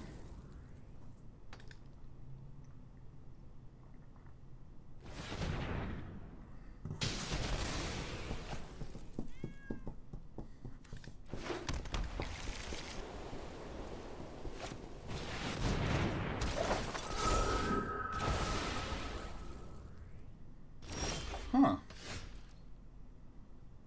Very weird. Okay.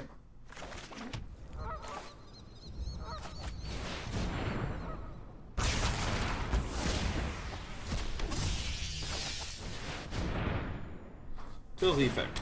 Alright. Well, turned out okay. Turned out okay in the end.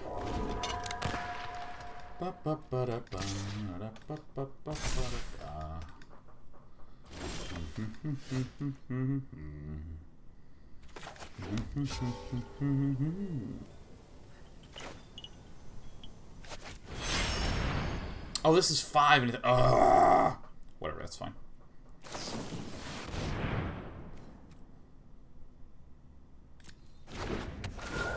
Oh my god, we're getting tapped down, baby. Snarl, snarl, snarl.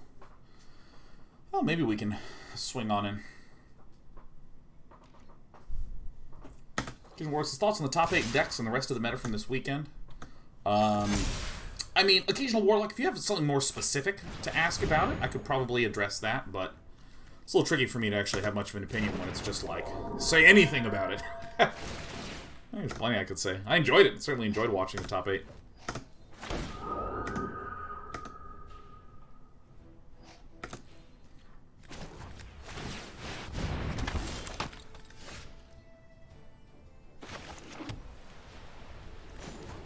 Totally doing this now. Superb. Just the greatest.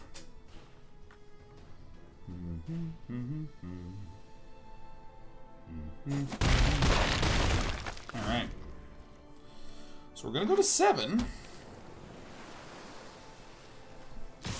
Broken Thragtusk yet. Weirdly, I haven't even seen Thragtusk like in anything, Aglavale.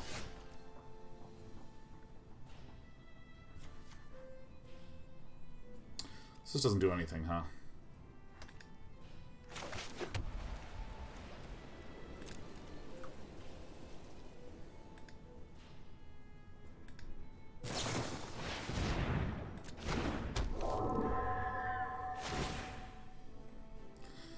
You know, let's just draw. Let's just draw Wrath of God, you know? Right off the top. It's perfect. It's exactly what we need. Alright. It didn't work. Okay, so Skyclave Apparition is a problem. Grafdigger's Cage doesn't seem very good. Immortal Sun doesn't seem very good. Rest in Peace doesn't seem very good.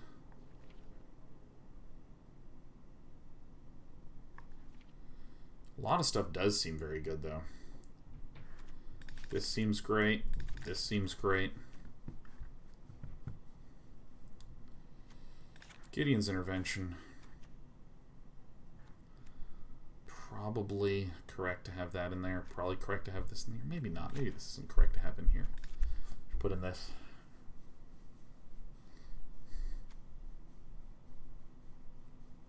That seems basically correct.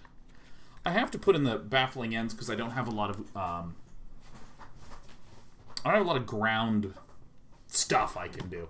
You know, I was previously able to do like Dawn of Hope and Castle Ardenvale to delay like elf decks and shit, but with flyers I really need to Baffling End to just remove them.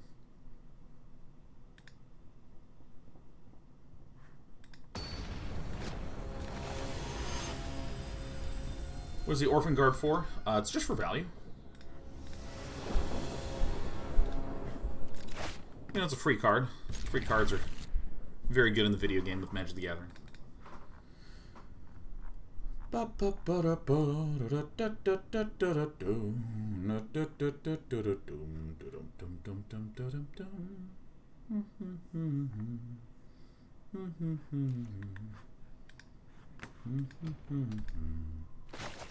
Yeah.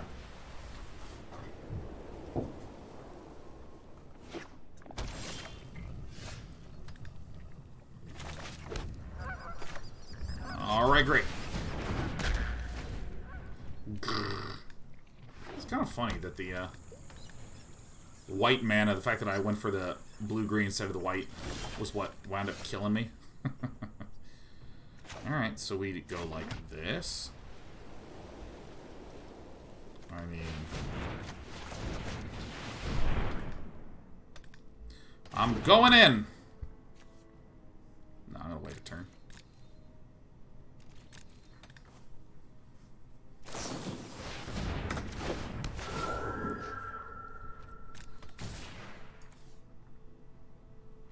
Okay.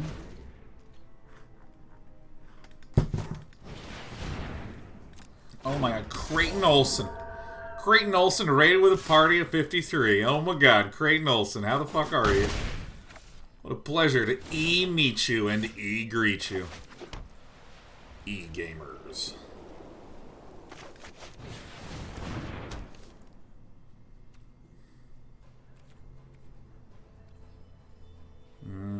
How do I want to do this? I'm gonna do it like this now. Let's get the Solemnity. And then let's just hang out for a little bit. Authority of the Consuls is fucking dope. Finley says, do you think Autumn's bringing a very different aggro deck with goblins through a lot of her opponents compared to typical mid-range? What do you mean by compared to typical mid-range?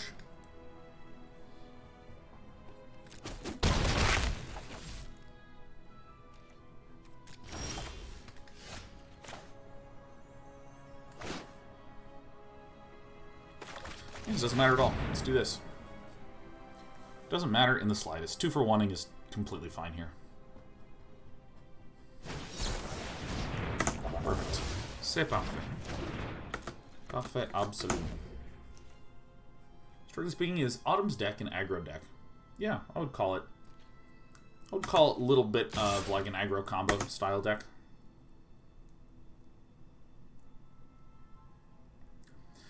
I think Finlay, I think that what I would say is that Goblins is a really known and understood archetype. And I think that Autumn just did a very subtle and very excellent construction of it.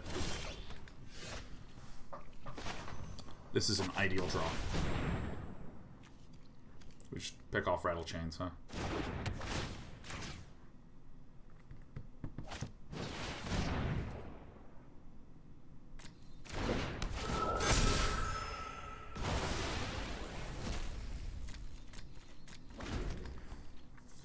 Because, I mean, it was her inclusion of Herald's Horn and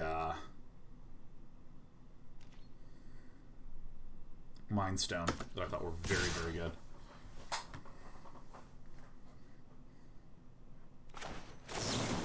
Seems as good a time as any. Like, because, I mean, Goblins is like an aggro combo deck, right? You're trying to win fast, but you really are centering around Muxus in a pretty substantial way. That is an ideal draw.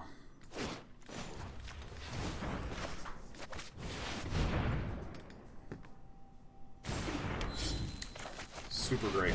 Because then my opponent's just like, oh, I counter this. Oh, Apparition, whoa. It's like an aggro combo style deck, and what a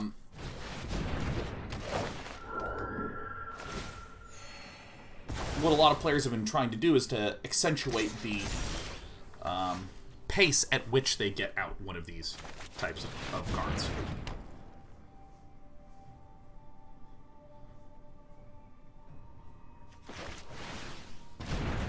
I'm trying to accelerate by running Ironcrag feats or Mindstones or things like this. And I think Autumn's really good at putting in just enough to make it like super, super, super effective. Alright, let's start making some 1/1s. I mean, it's super brilliant.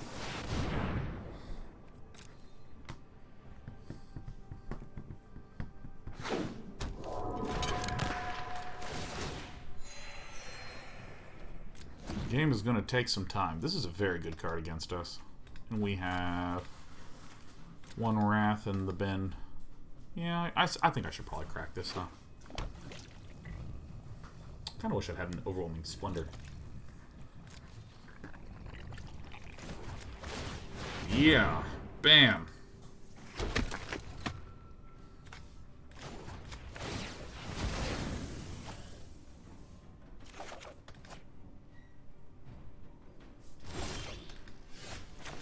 Alright. Let's see here. I think last turn was really inspiring for me, so I'm going to maybe do it again. Just play Kaheera first. I don't know.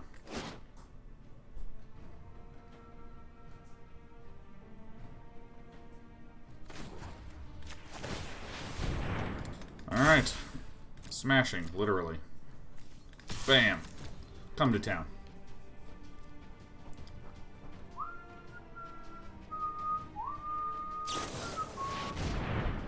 Well, shit. I did remove Grafdigger's Cage. So, I suppose this is blue-white spirits running Collected Company. So maybe I should be running the Grafdigger's Cages. This is just exile target creature, right? This is... Alright, this is fine.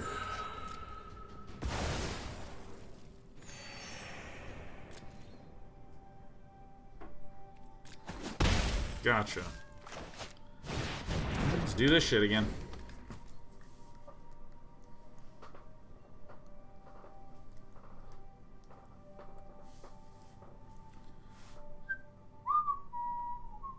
What archetype would you call this?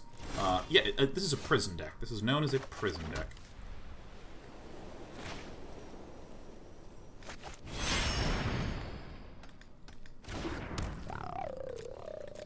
Deck win condition, this puppy.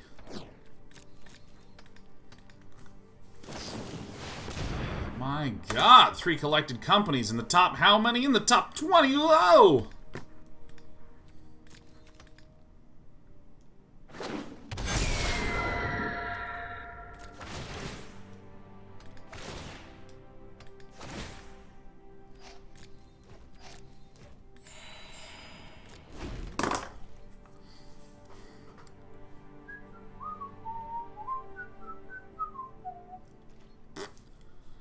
Alright.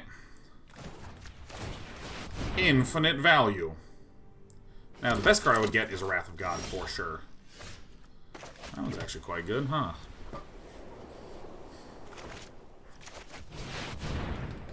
Ta-da.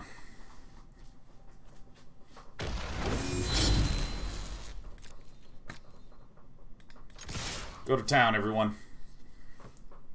Oh,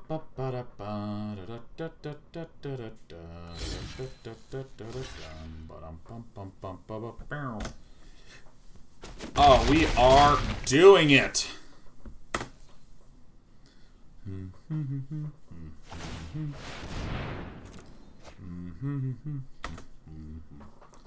I mean, there's no doubt in my mind Kubu's running 4 Skyclave Apparitions, which really hurts us.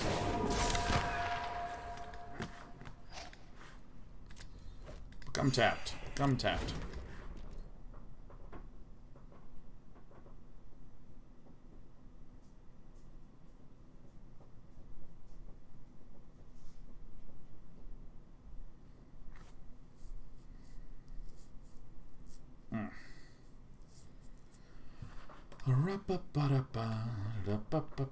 Oh, dude, Derelict. The Circus of Value is one of the greatest terms that has ever been spoken. Whoops, what am I doing on my main phase, huh?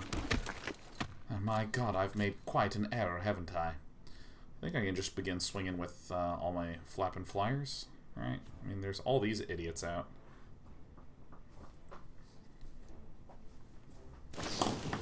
Welcome to the circus of value. Gaining life. Very nice, very nice. Details like that is just like what players fall in love with, man. Like, praise the sun. The circus of value. It is a good day to die. I think this is a fine swing. I don't know, you figure out the blocks. Maybe block with a Spectral in this 2-2 or some shit. I don't know. What are some of the best quotes from video games, period?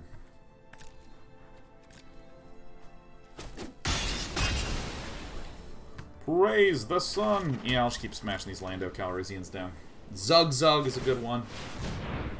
Yeah, Zug Zug is... Oh my god, Leland Grant. Ah, fresh meat. Oh, it's so good. Oh yeah, war. War never changes. Alright.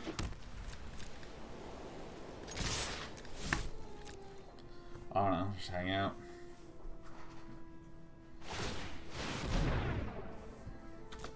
Yeah, Zug Zug is... I mean, let's just take a moment to appreciate the sheer confidence of a writer that went, no, trust me. The line is Zug Zug.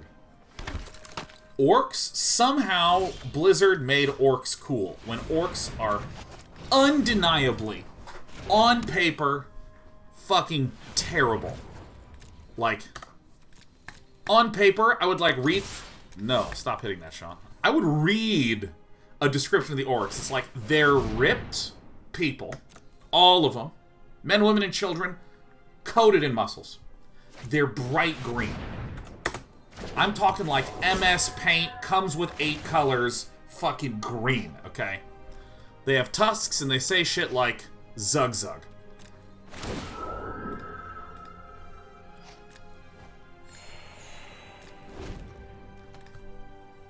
And I'd be like, sounds fucking terrible, let's like amp up. I'm like, no, Zug Zug, this is it. People are gonna love this line. They're gonna be actually in love with this line. Somehow they just like nailed it. It's incredible. Alright. It's time to pick up the phone and call Emeria.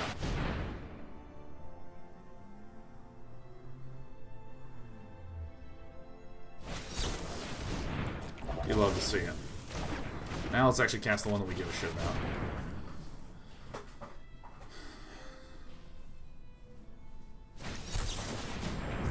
The Cake is a Lie. The Cake is a Lie is a very famous one. That is a very good one.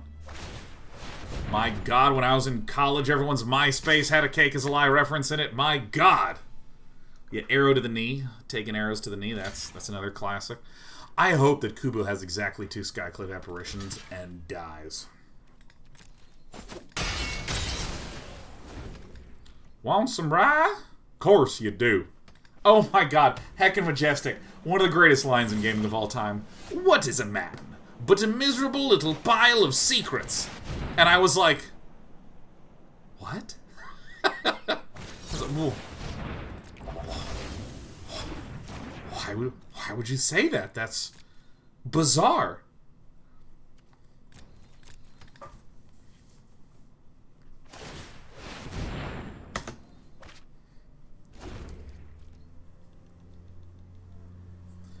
Artorius says, I can't believe they took that out of the PSP release.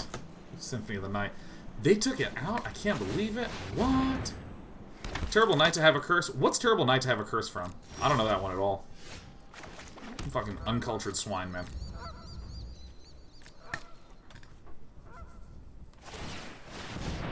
I mean, we are like a Skyclave apparition away from death.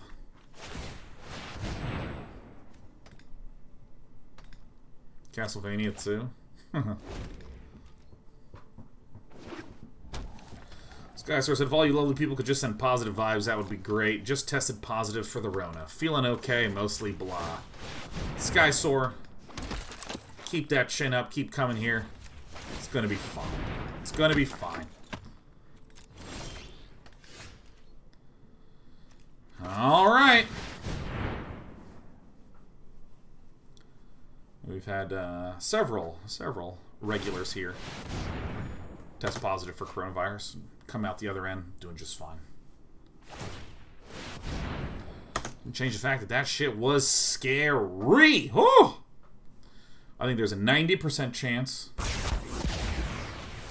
that we got him. Wow, we might actually win this shit. Nice.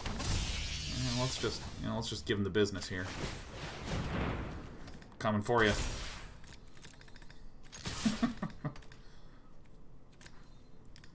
Yeah, what are there?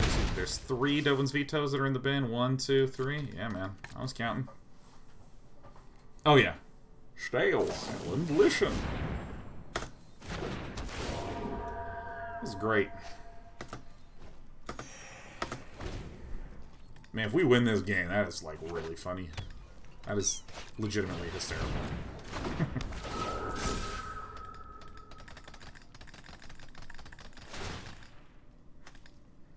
Completely forgot we had this shit out. Nice. Lisa, so speaking of Corona, after 1 week, I'm finally starting to feel great. Yeah, I had some family members get Corona.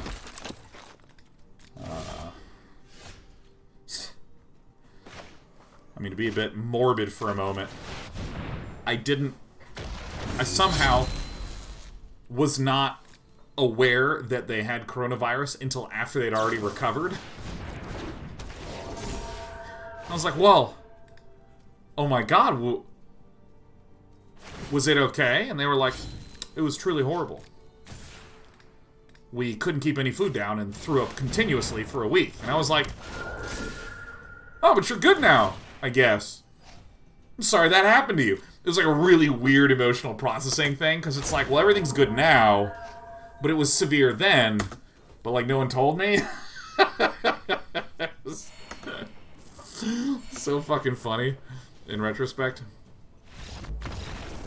I've done it.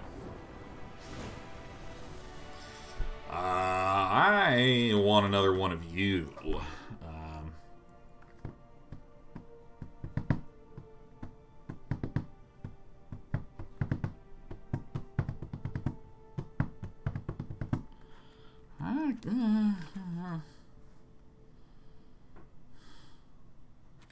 I like my list.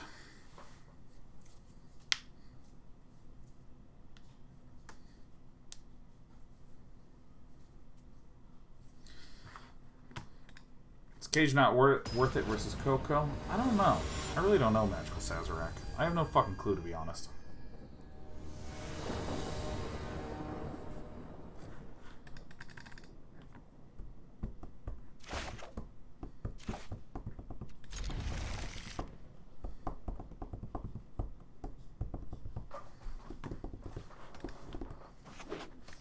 Because, I mean, it's weird. It's like,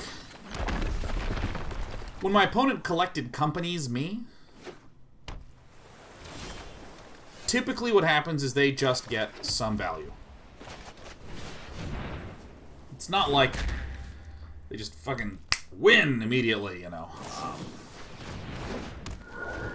Really, the pickle that I face is what happens when...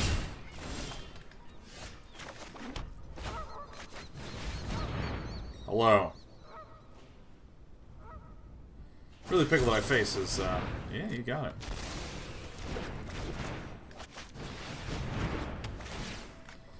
Pickle that I face is how to deal with the Skyclave apparition and the fact that they're pinging me for damage in the air. So I went with the authority of the consoles for the air issue.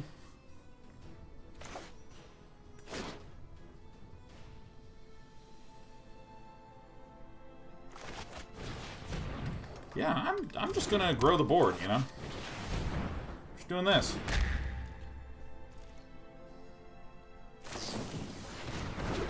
Yeah, but seriously, I hope all you are able to stay healthy and stay safe.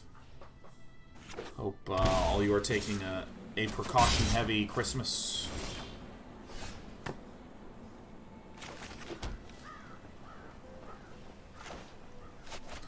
I'm gonna do this first.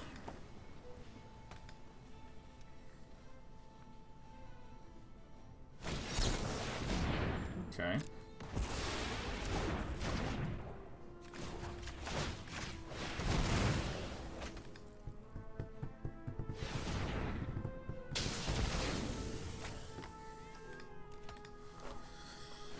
Out you go. Okay. I think it's time to maybe start Ardenvaling and not castling.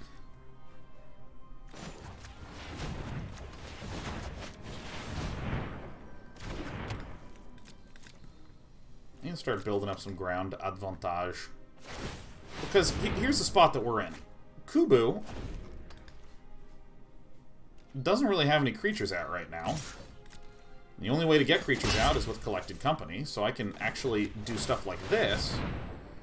Bait a Collected Company by starting to swing on the ground and get in for a substantial Wrath of God.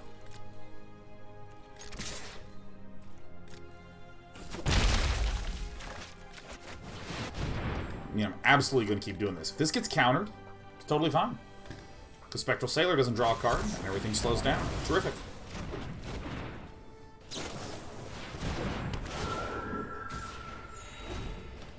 Still gaining healths.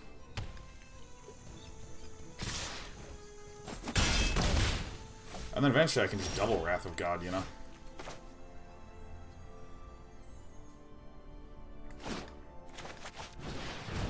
Excellent.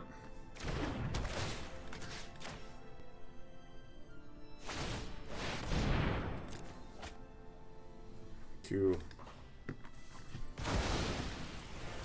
Alright, yeah, let's... Operation Bing Bong. Here it comes. Pow. I love decks like this. This is so fun.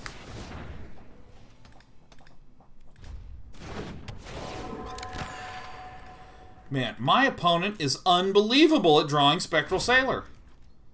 Like both this game and last game. What was the winning list? Azorius Control. This was my favorite list in the historic lineup.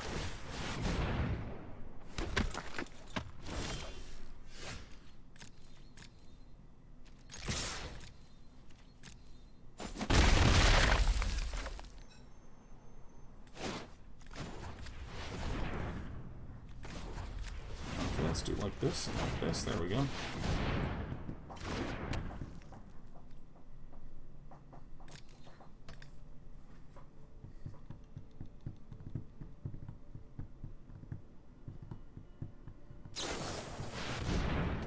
Surely.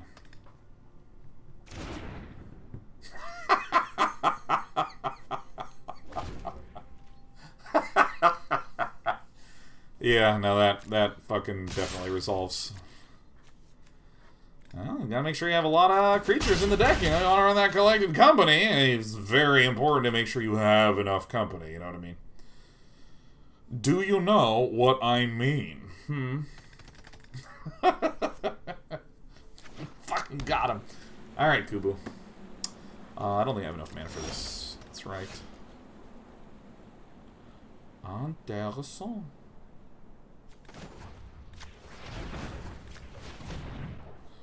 No.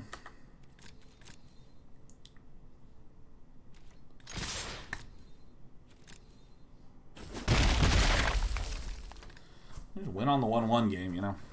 Collected Company. I love Collected Company.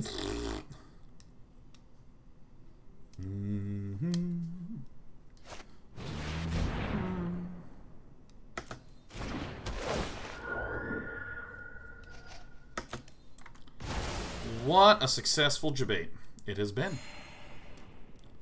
What just an incredibly successful debate it has been. Would you like to go on a debate with me?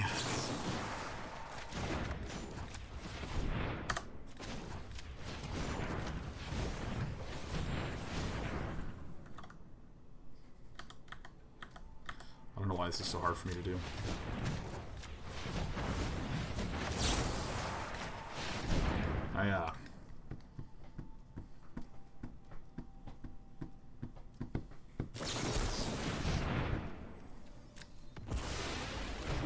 Alright.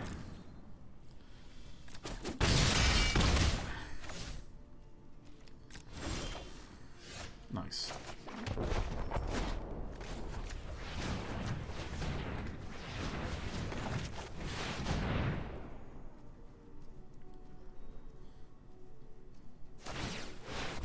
Perfect.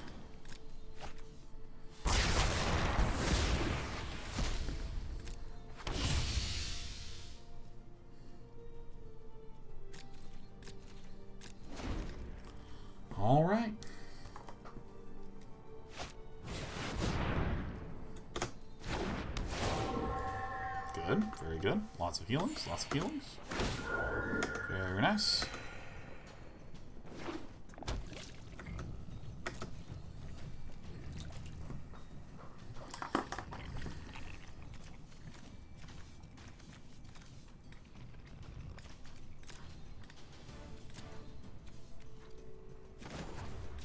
Alright, let's actually add some counters to this.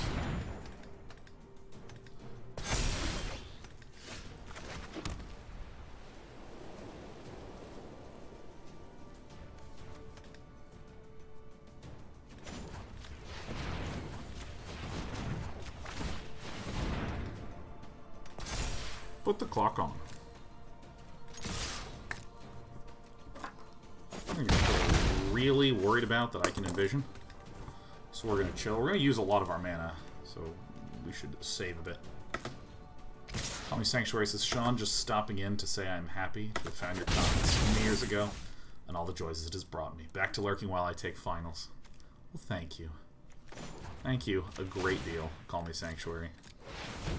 A long time grinder of this here channel of ours. It's wonderful to see you, as always. So if I go 1, 2, 3, 4, tap this and this, I don't quite have enough to put that down. So we should just wait, alright? Because we can go 1, 2, 3, 1, 2, 3, 4, 4 and this, and 1, 2, 3. Perfect.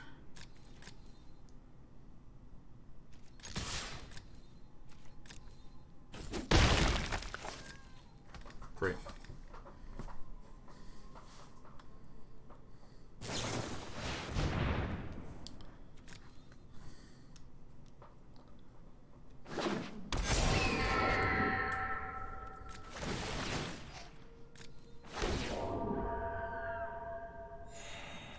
Three, 3, 3.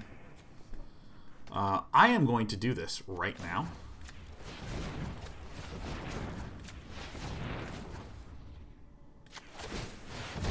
Because this can pay 4 to exile itself and kill this guy, and I just don't want that to happen.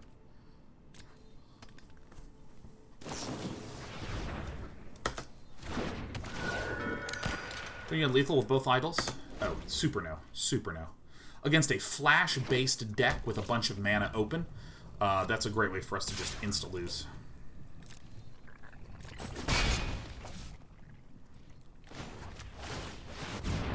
Insta-snapbang lose.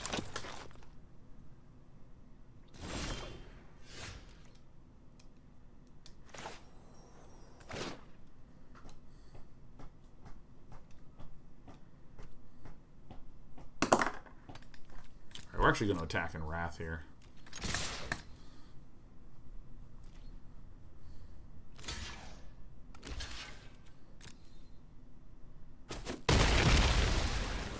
Are we going to? Actually, this is... Since those just block themselves, great!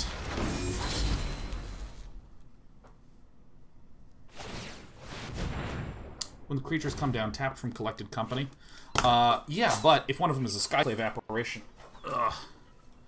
Then this can just get gobbled up.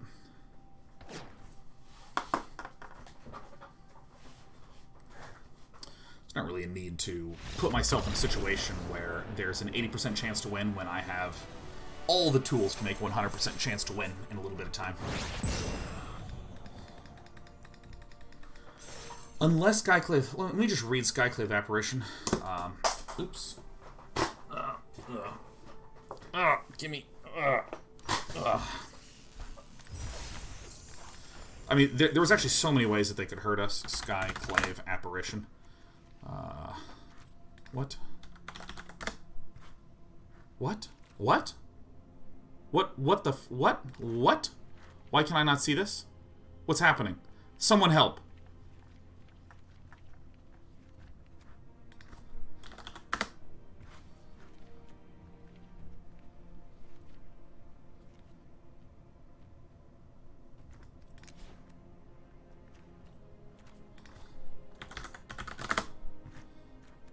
What the fuck is this thing doing? Oh my god, I don't even understand. Alright, this is the dumbest thing I've ever seen. It's just like, listen, if you have a deck, we're just going to automatically apply a filter that won't let you look at the cards. Anyways. Yeah, and exile up to one target non-land, non-token permanent you don't control with converted mana cost 2 or less. So if this comes down, it just exiles this, and there's not much I can do. In addition, my opponent had a Hanged Executioner out. And recall that my opponent had enough mana for Collected Company, which is 4, so they obviously had enough mana for Hanged Executioner. So, what I don't want is a situation where my opponent can just smash down a bunch of stuff at instant speed. Hell, if they have a Skyclave Apparition in hand, they can flash it down, given other spirits, and just own me.